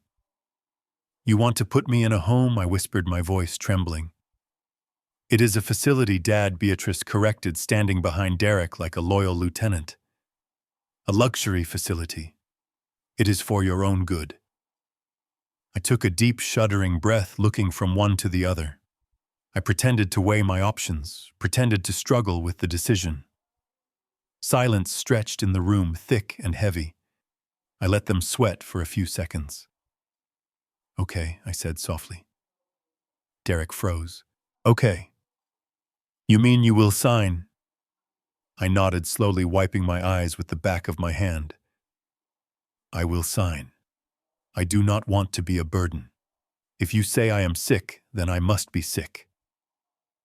I trust you, Derek. You are the smart one." I watched the tension drain from Derek's shoulders. He let out a laugh, a sound of pure relief. That is great, Hank. That is the right decision. I have the papers right here in my briefcase. We can do it right now." He reached for his bag, eager to seal the deal, but I raised a hand to stop him. "Not tonight," I said. Derek stopped, his hand hovering over the leather latch. What? Why not? My hand is shaking too much, I said, lifting my right hand to show the tremor I was forcing into my fingers. And I am hungry. I haven't eaten all day. I want to do this right. I want to leave with dignity. What do you want? Hank Derek asked, his impatience creeping back into his tone. I looked at Beatrice. I want to cook a dinner, one last family dinner, tomorrow night. I want to make my famous pot roast. I want us to sit at the big table, use the good china, and eat together like a real family. After dinner, when I am full and happy, I will sign whatever you want. And then you can take me to the facility. Beatrice looked at Derek. I could see them doing the mental calculus. One more day. Could they wait one more day? The FBI was closing in, but 24 hours wouldn't break them. And if a pot roast was the price for my complete surrender, it was a cheap price to pay. Derek sighed, standing up and buttoning his jacket. Fine. Make your dinner. But tomorrow night is the deadline, Hank. No more excuses. No more shaking hands. You sign the papers after dessert, or I am calling the lawyers, and we are doing this the hard way. I nodded humbly. Thank you, Derek. Thank you for being patient with an old man. I waited until they turned to leave the room, headed for the kitchen to pour themselves a celebratory drink. They were already celebrating their victory. They were already spending the money they thought they had stolen. I needed to set the final piece of the trap. Oh, one more thing, I called out, making my voice sound small and hesitant. Derek stopped in the doorway, not bothering to turn around. What is it now, since it is my last night here? I continued, wringing my hands together. I was hoping I could invite a guest. Just one. My old friend Arthur. You remember Arthur, don't you, Bea? We used to play chess in the park before my hips got bad. Beatrice frowned, turning back. Arthur. That old guy with the cane, Dad. I do not think we want strangers in the house right now. He is not a stranger, I pleaded. He is my best friend. And he is in the same boat as me. He is forgetting things too. He is very confused most of the time. I just want to say goodbye to him. He won't understand what is happening. He will just eat the roast and smile. Please. It would mean the world to me to have a witness to my last meal as a free man. I emphasized the word confused. I emphasized the frailty. I needed them to see Arthur not as a threat, but as another piece of furniture, another useless old relic. Derek looked at Beatrice and shrugged. Let him invite the geezer. Who cares? Two senile old men eating pot roast. It changes nothing. If it keeps him quiet and gets that signature on the paper, fine. Invite Arthur. Thank you, I whispered, lowering my head to hide the flash of cold steel in my eyes. You are very kind. Arthur is a nice man, I added, pushing the performance just a little further. He is very quiet. You won't even know he is there. Derek laughed, a cruel, dismissive sound. I am sure we won't. Just make sure he doesn't drool on the tablecloth. They walked away, their laughter echoing down the hallway. I sat alone in the darkening living room, listening to them mock me. They had agreed. They had just invited the lead agent of the FBI into their home to witness their crime. They thought Arthur was a senile chess player. They had no idea that Arthur was the man who was going to put handcuffs on them. I stopped shaking. I sat up straight. The performance was over for tonight. I had 24 hours to prepare the stage. I had to cook a roast. I had to set the table. And I had to make sure that when the curtain fell tomorrow night, it fell on them, not me. I looked at my hands. They were steady as rocks. I wasn't just a cook anymore. I was the executioner. And tomorrow dinner would be served. The kitchen was silent, except for the rhythmic wet thud of steel hitting wood. I stood at the heavy butcher block island, the same one where I had been knocked to the floor just 2 days ago. Today, however, I was not on my knees. I was standing tall, holding the heaviest chef knife in the block.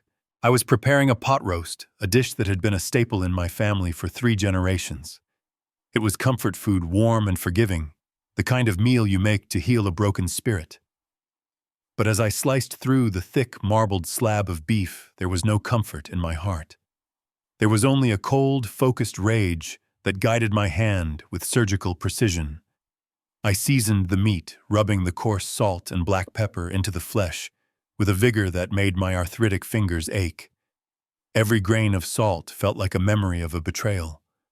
The money I gave them, the house I sold, the car they stole, the lies they told.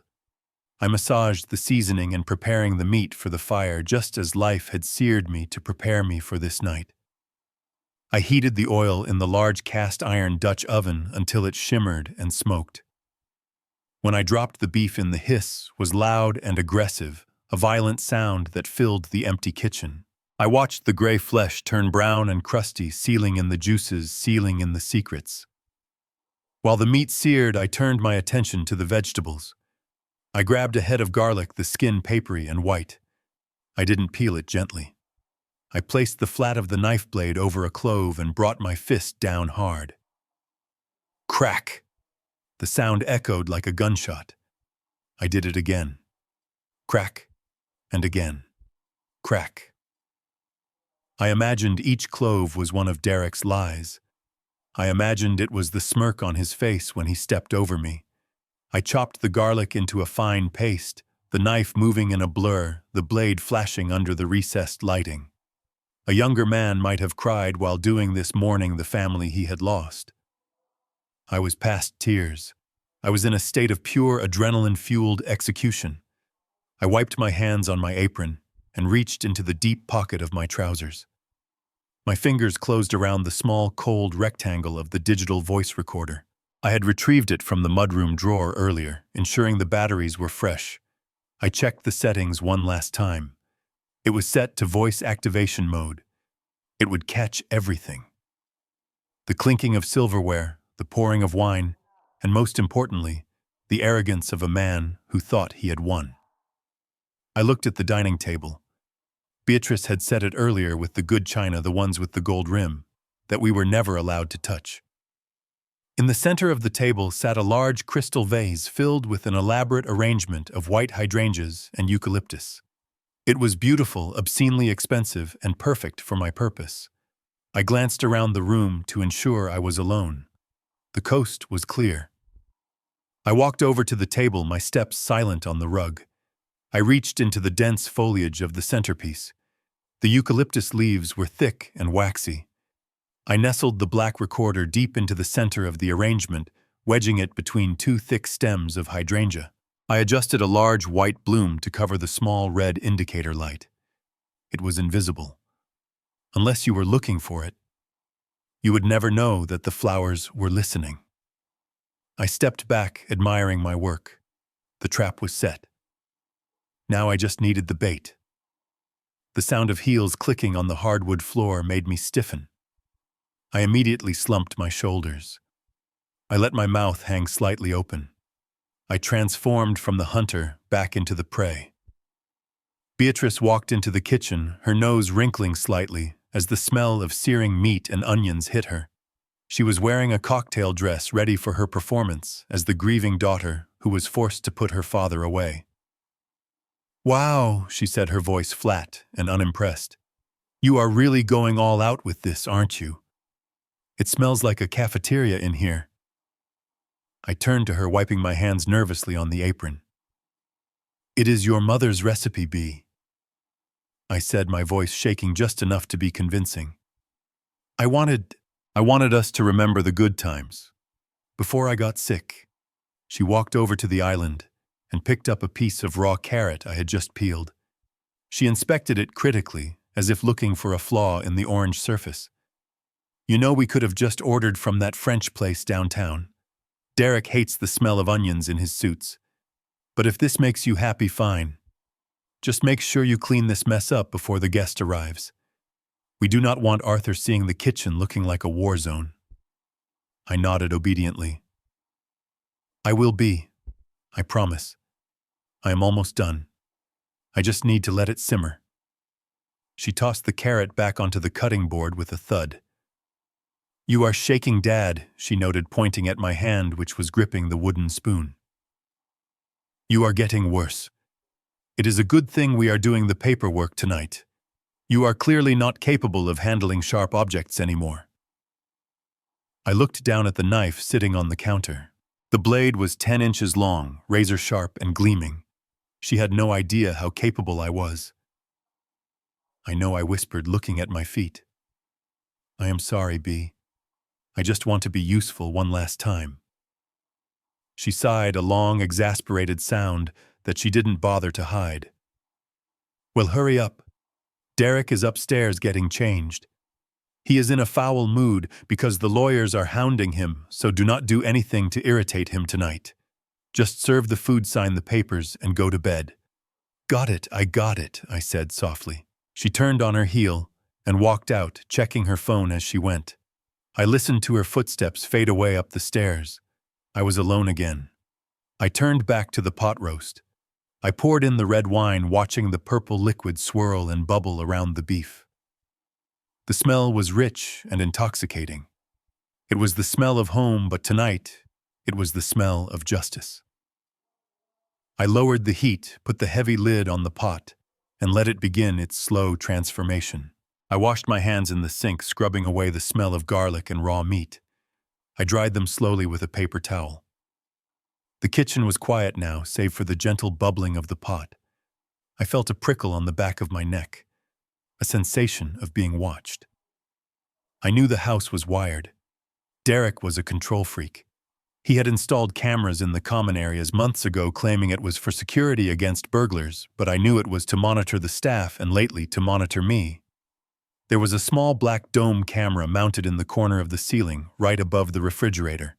It had a wide-angle view of the entire kitchen. I knew Derek was upstairs. I knew he was likely looking at his phone, checking the feeds, making sure the old man wasn't burning the house down. He wanted to see me confused. He wanted to see me struggling. He wanted to confirm his dominance. I turned slowly and looked up at the corner of the room. I didn't hunch my shoulders this time. I didn't tremble. I stood completely still, my spine straight, my chin lifted. I locked eyes with the black lens of the camera. I imagined Derek staring at his screen, seeing the sudden change in my posture. I imagined his confusion. Why wasn't the old man shaking? Why was he staring right at the camera? And then I did something I hadn't done in a long time. I smiled. It wasn't a warm smile. It wasn't a fatherly smile. It was a cold, tight lifting of the corners of my mouth. It was the smile of a man who has just seen the cards in his opponent's hand and knows he holds the winning flush. It was a smile that said, I know you are watching, and I want you to see this. I held the gaze for 5 long seconds. Enough time for a shiver to run down a man's spine. Enough time for doubt to creep into his arrogant mind. Then, just as quickly as it appeared, I let the smile vanish. I let my shoulders drop. I returned to being the frail, broken Hank.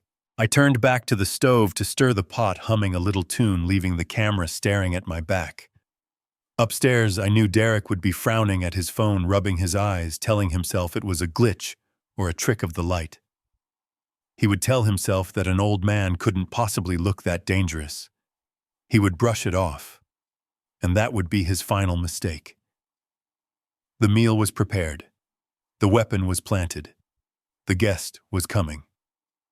It was time for the show to begin. The dining room was a masterpiece of deception. The crystal chandelier cast a warm golden glow over the table, reflecting off the polished silverware and the rim of the fine bone china.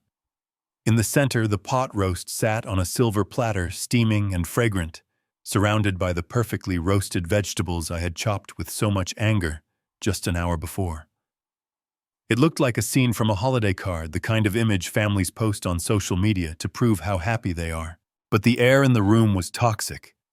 It was thick with unspoken threats and the jagged edge of impatience. I sat at the head of the table, a spot I had not occupied since I sold my own house to fund their lifestyle. Tonight they allowed me to sit there not out of respect, but because it was easier to corner me. Derek sat to my right, drumming his fingers on the tablecloth. He had not touched his napkin. He had not poured water. His eyes were bloodshot, and there was a sheen of sweat on his forehead, despite the cool air conditioning. The pressure of the federal investigation was eating him alive from the inside out. He was a man standing on the edge of a cliff, and he needed to push me off to save himself. Beatrice sat across from him, looking pale and small. She kept glancing at the grandfather clock in the hallway, as if counting down the minutes until my execution. I reached for the serving spoon, my hand trembling with a deliberate, practiced rhythm. I scooped a portion of the meat and potatoes onto my plate, moving slowly, agonizingly slowly. I saw Derek's jaw tighten. I saw the vein in his neck pulse. I was stalling and he knew it, but he could not prove it. "Shall we say grace?" I asked softly, looking around the table with wide, innocent eyes. "We always used to say grace." Derek let out a sound that was half laugh, half growl. "We are not saying grace, Hank. We are not here to pray.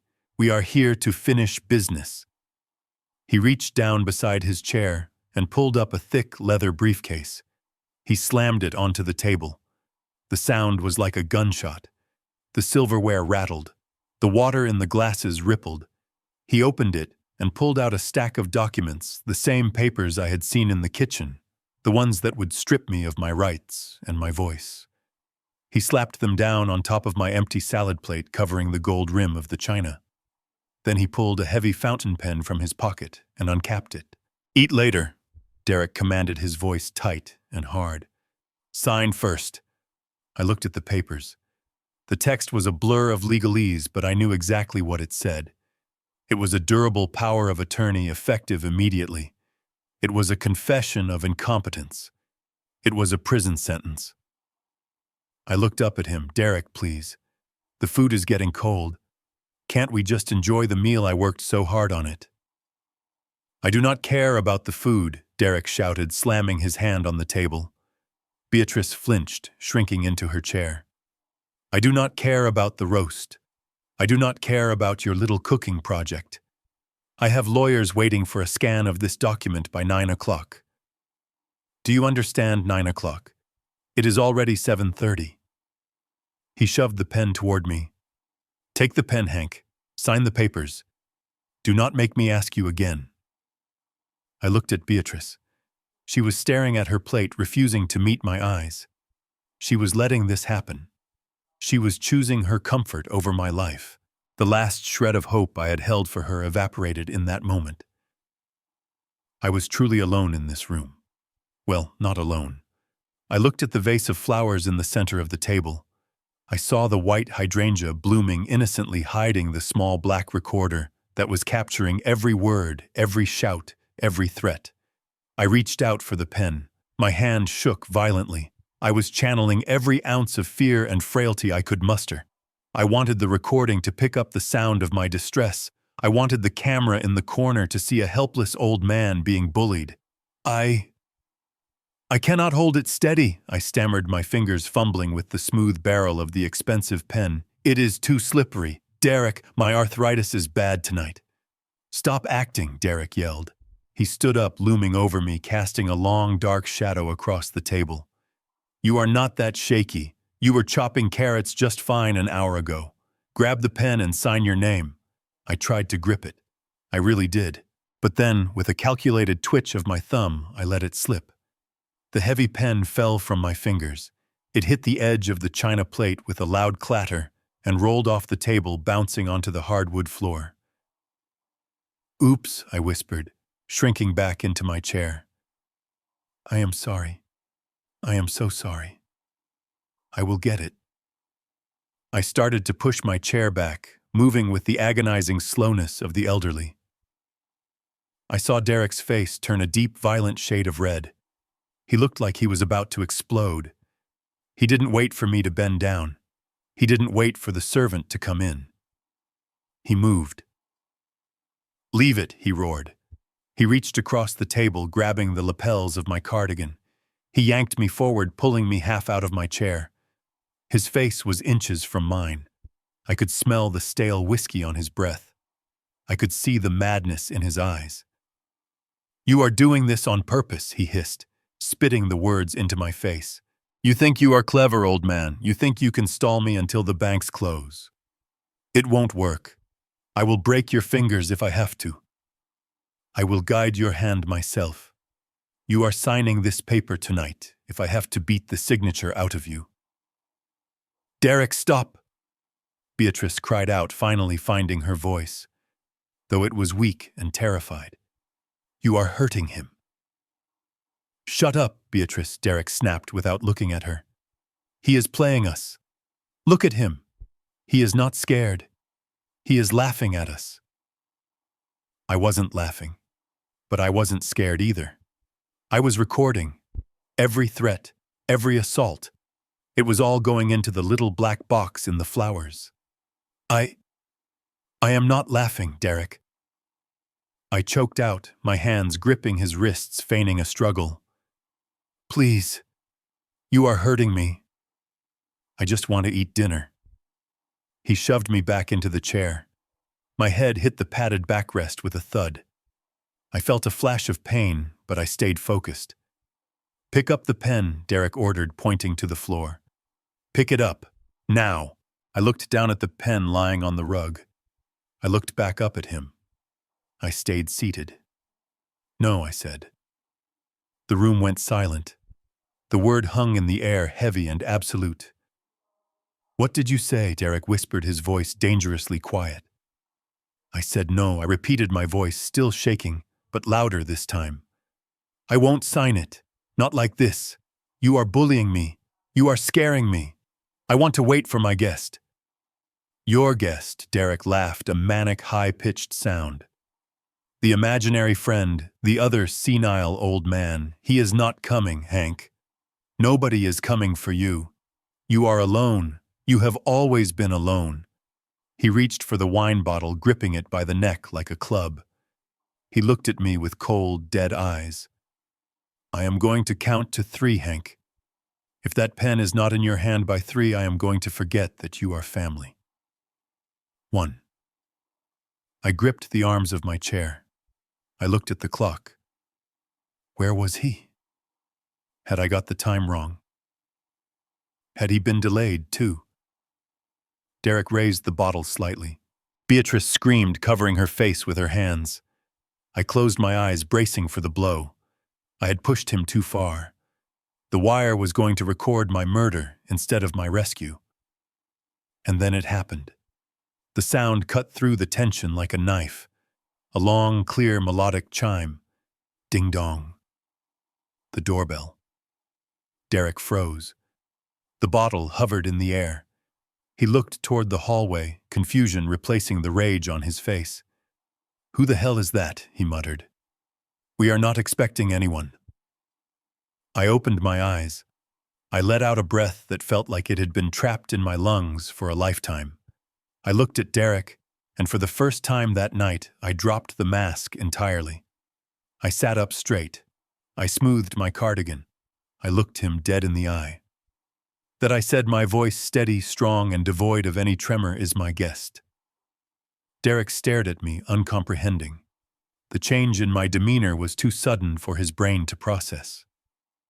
"What I said, my guest is here," I repeated, standing up. "And unlike you, Derek, I was raised to be polite. I am going to answer the door." "Sit down," Derek shouted, moving to block me. "You are not going anywhere." But the doorbell rang again. Longer, more insistent, and then a heavy pounding on the wood.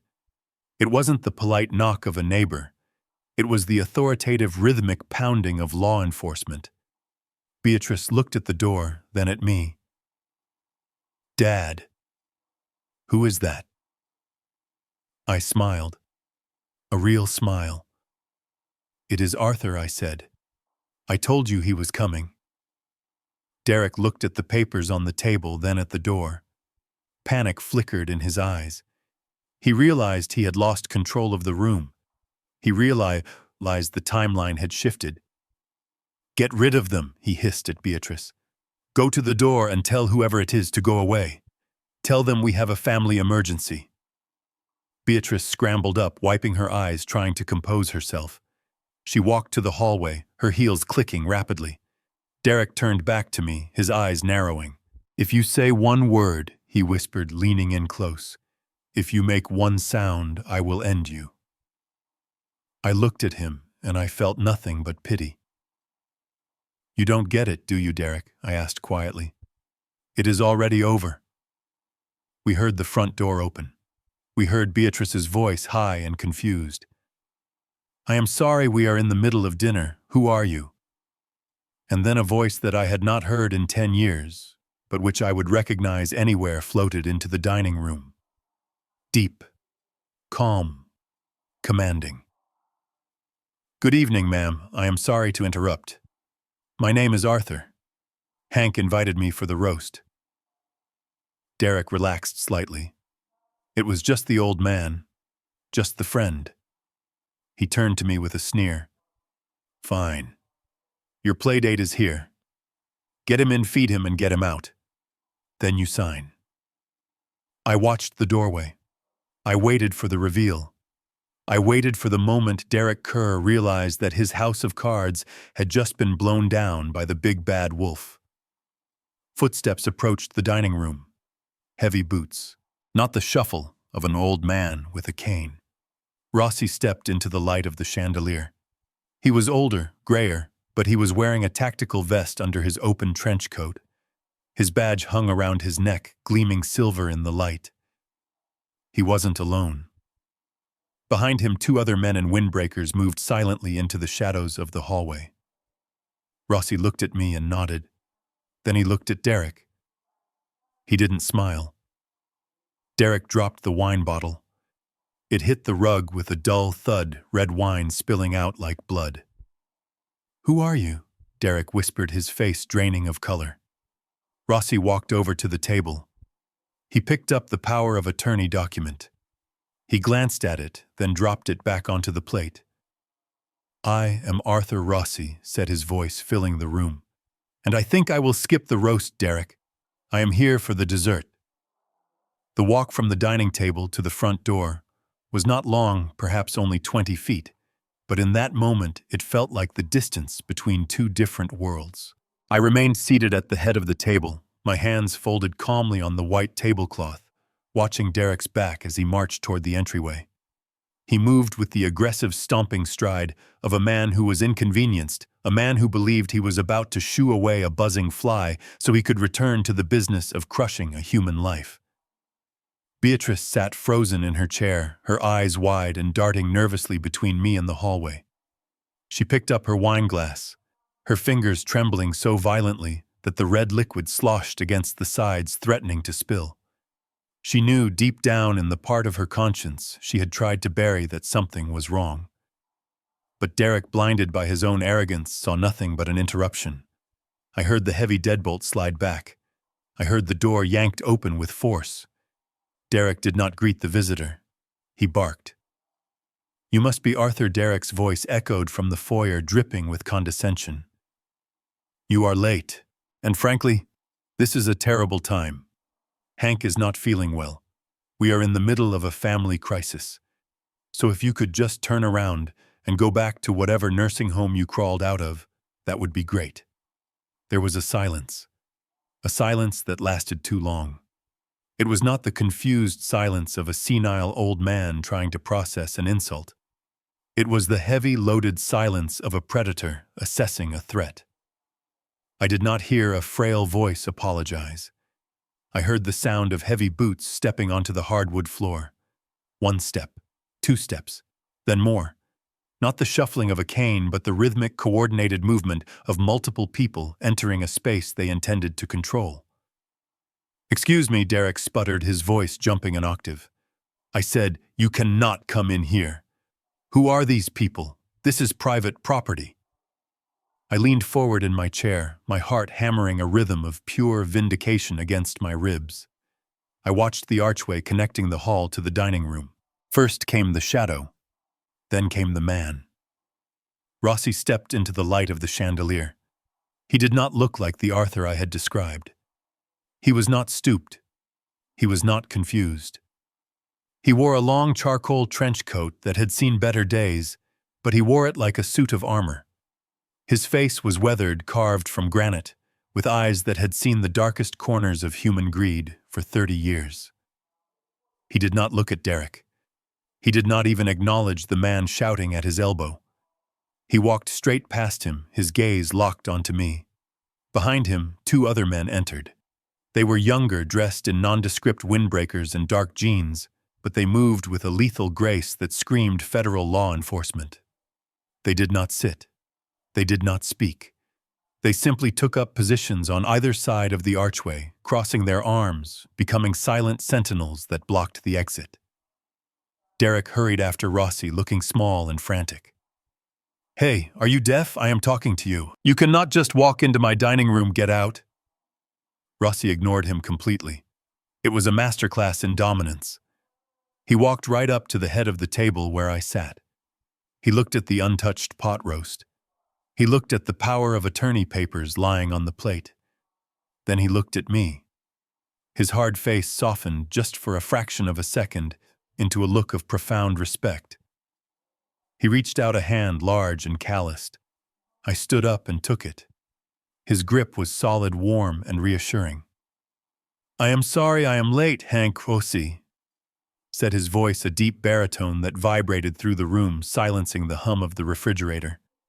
Traffic on the interstate was a nightmare. "You know how it is."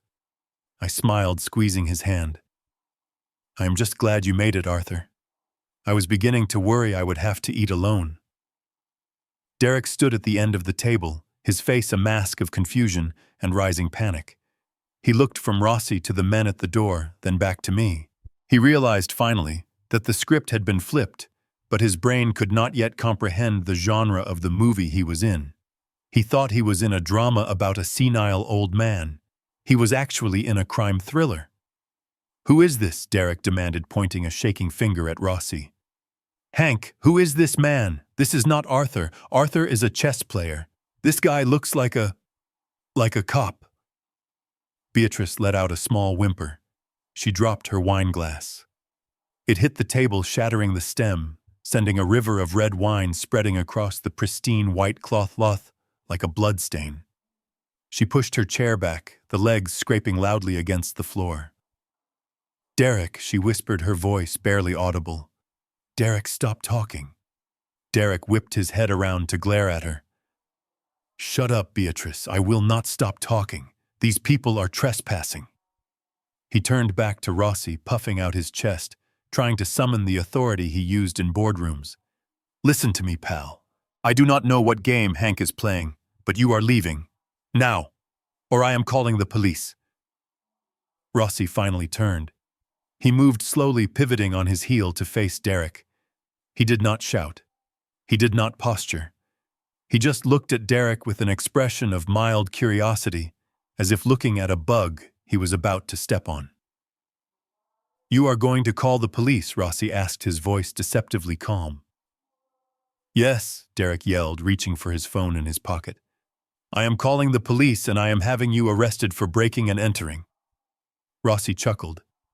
It was a dry, humorless sound. "That won't be necessary, Mr. Kerr. We are already here." Derek froze his hand halfway to his pocket. "What?" Rossi reached into his coat. The movement was slow and deliberate. Derek flinched, stepping back, his eyes widening in sudden terror, perhaps expecting a weapon. In a way, it was a weapon. Rossi pulled out a leather wallet. He flipped it open with a snap of his wrist and tossed it onto the table. It landed with a heavy thud right on top of the power of attorney document. The gold badge gleamed under the crystal chandelier. The eagle, the shield, the bold blue letters. Federal Bureau of Investigation. The room seemed to lose all its oxygen. Derek stared at the badge. He blinked once, twice, as if trying to make it disappear.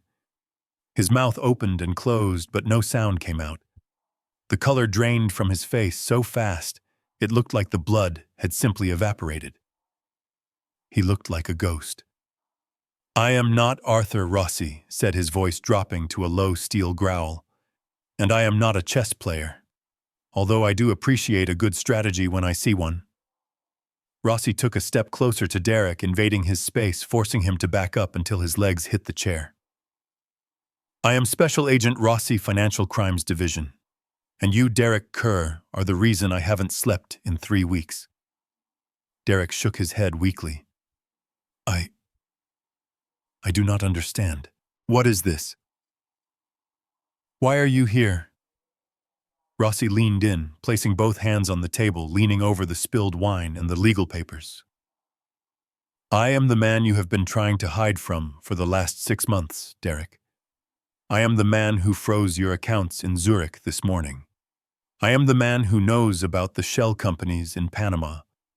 And I am the man who is very interested in hearing why you are trying to force a retired forensic accountant to sign a document admitting to crimes he didn't commit.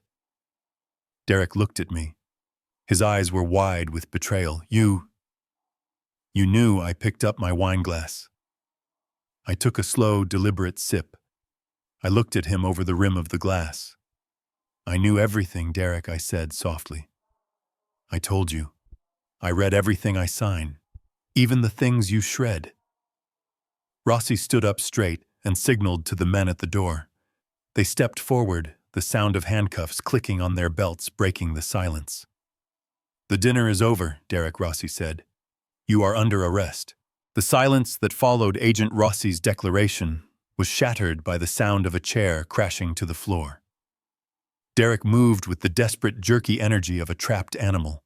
He lunged backward, knocking his expensive dining chair over, and scrambled toward the French doors that led to the patio. It was a pathetic attempt at escape, born of pure panic rather than strategy. He made it exactly 3 steps before the 2 agents by the archway moved. They didn't tackle him. They didn't need to. They simply stepped into his path with the solidity of a brick wall. One of them grabbed Derek's arm, twisting it behind his back, with a practiced efficiency that made Derek yelp in pain. Get your hands off me! Derek screamed, his voice cracking, stripping away the veneer of the sophisticated businessman to reveal the terrified fraudster underneath. You have no right. This is entrapment. That old man is crazy. He doesn't know what he is saying.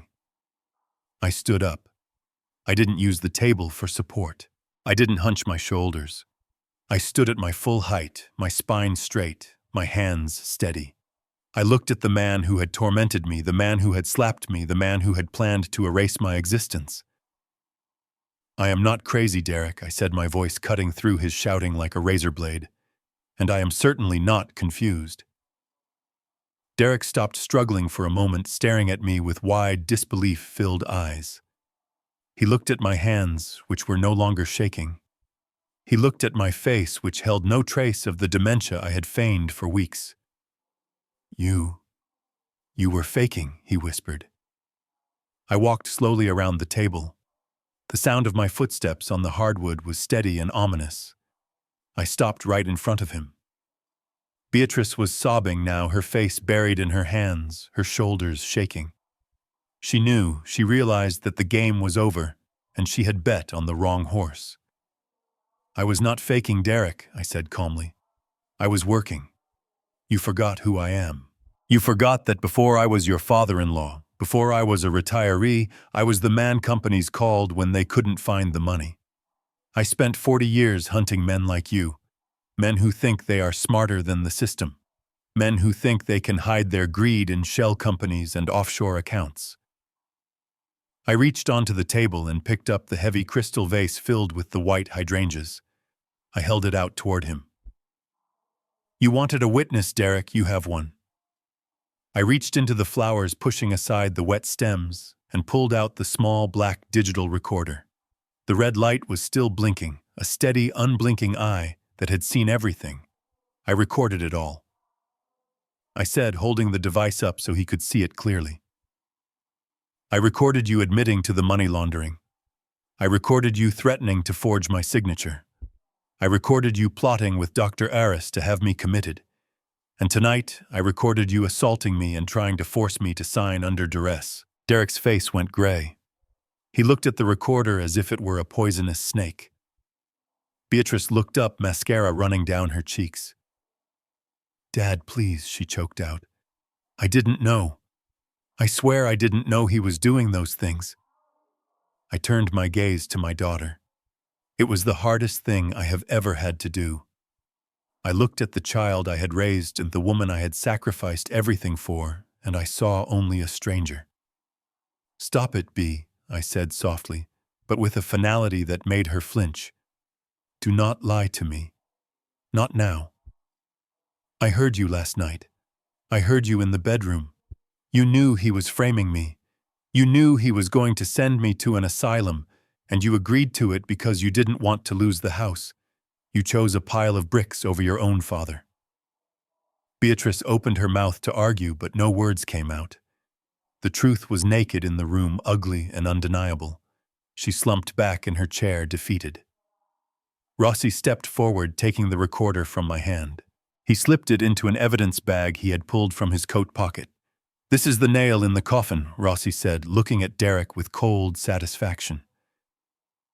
"Money laundering is one thing, but elder abuse, conspiracy to commit fraud. Kidnapping, you are looking at 20 years, Derek. Minimum." Derek's knees gave out. The agents held him up, keeping him from collapsing onto the floor.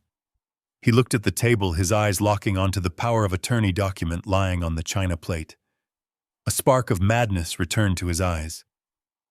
"It doesn't matter," he stammered, grasping at straws. He agreed to sign. He said it verbally. "We have a verbal contract. He is incompetent. I am his guardian." I laughed. It was a dry, hollow sound. "You still don't get it, do you?" I picked up the document. The paper was heavy, expensive, the kind used for important legal matters. I looked at the lines where he had wanted me to sign away my life. I looked at the clauses that would have given him the power to silence me forever. I held the paper up in front of his face. I gripped the top edge with both hands. "You thought I was going to sign this to save myself," I said. "You thought I was weak." I tore the paper in half. The sound was loud, a sharp rip that echoed in the silent room. Derek flinched as if I had slapped him. I put the two halves together and tore them again. And again. I shredded the document with my bare hands, turning his weapon into confetti. I let the pieces flutter down onto the floor, landing on his polished Italian shoes. "I didn't sign this to save you, Derek," I said, my voice low and dangerous. "I signed your arrest warrant. And unlike the papers you tried to make me sign, this one is permanent." Rossi nodded to the agents. "Take him." Derek began to scream as they dragged him toward the door. Not words, just inarticulate sounds of rage and terror. He kicked and thrashed, knocking over a side table, shattering a lamp. The chaos was absolute, but I felt a strange, cold calm in the center of it. I watched as they hauled him out into the night, the flashing lights of the police cruisers finally visible through the front windows, painting the room in strokes of red and blue.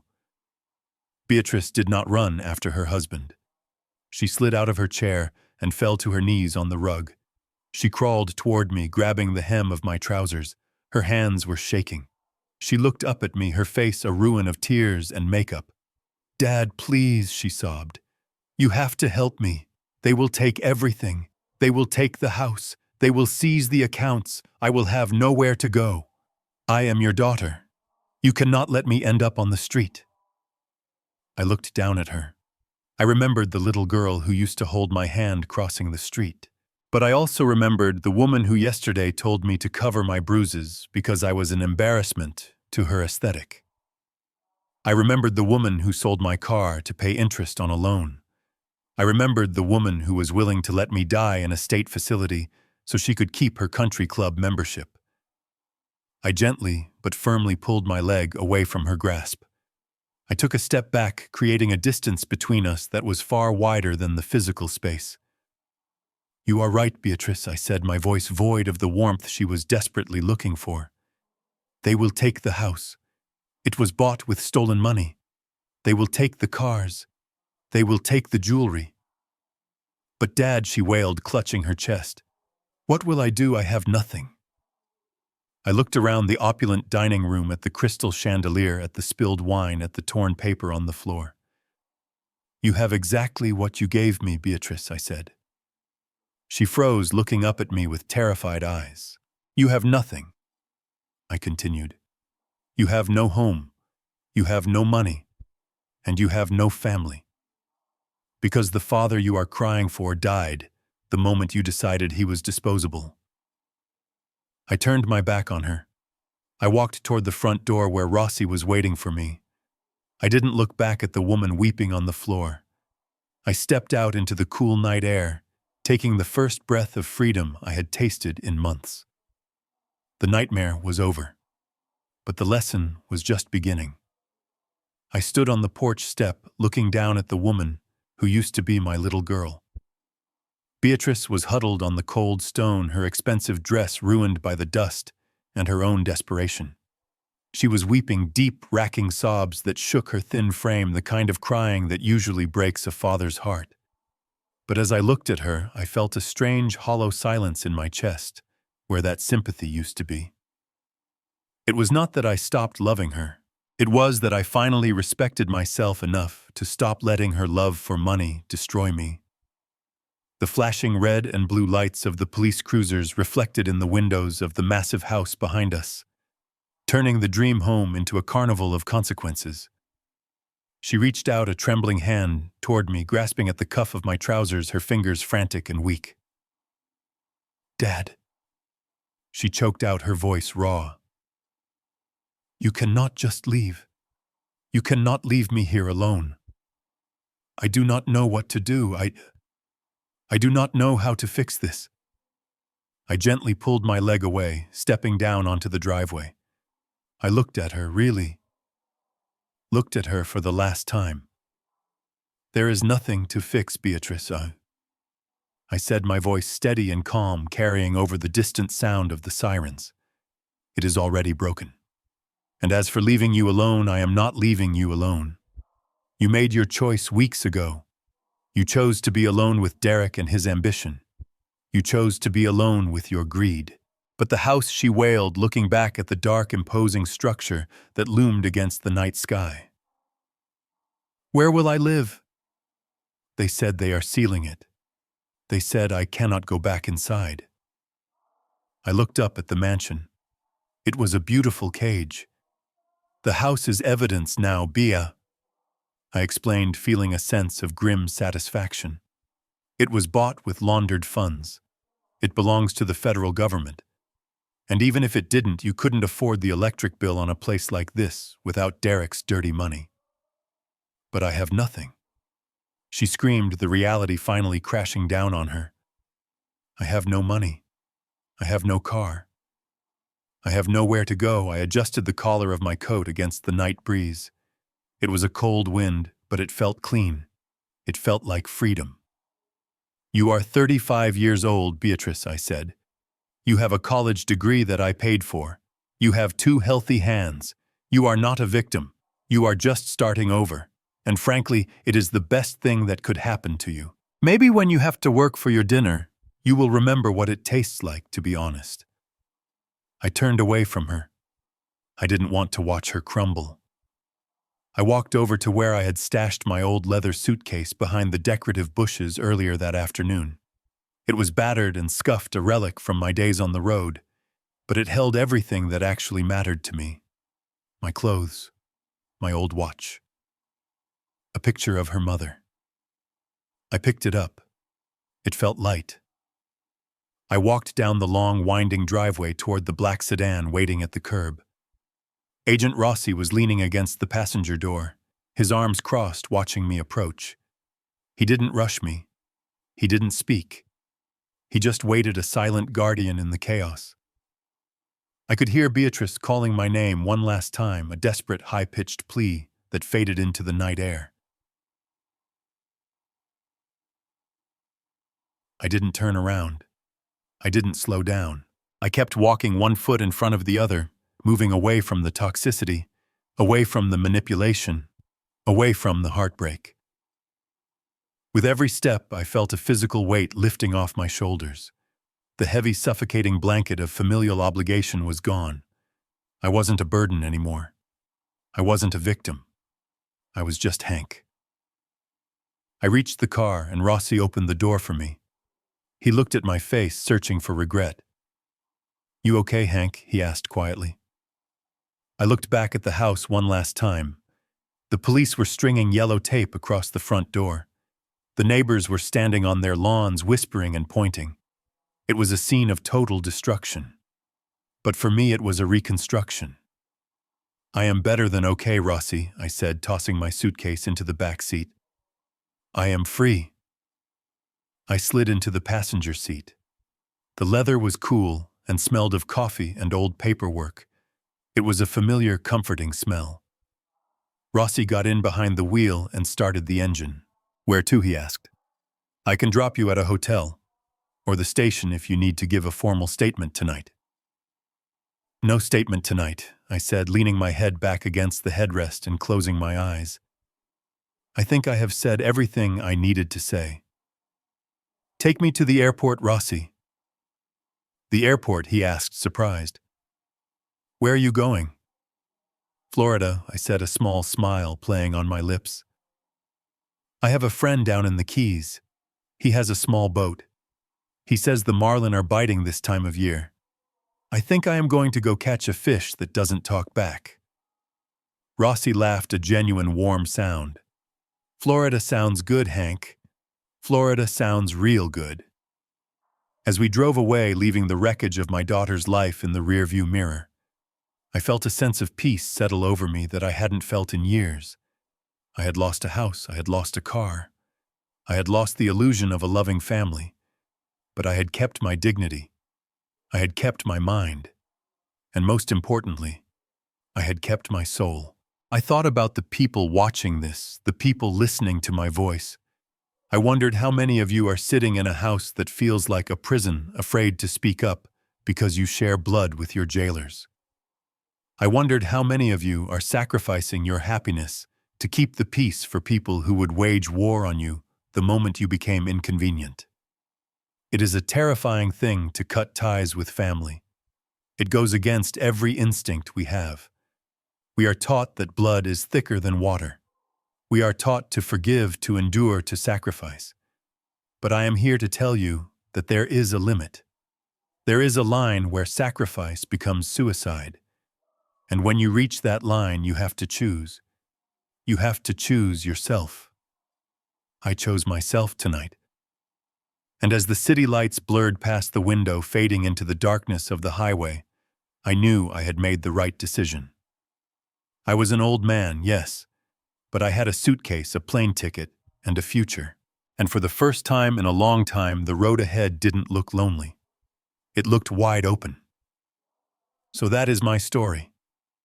That is how a retired accountant took down a financial predator and escaped a trap set by his own child. It wasn't easy.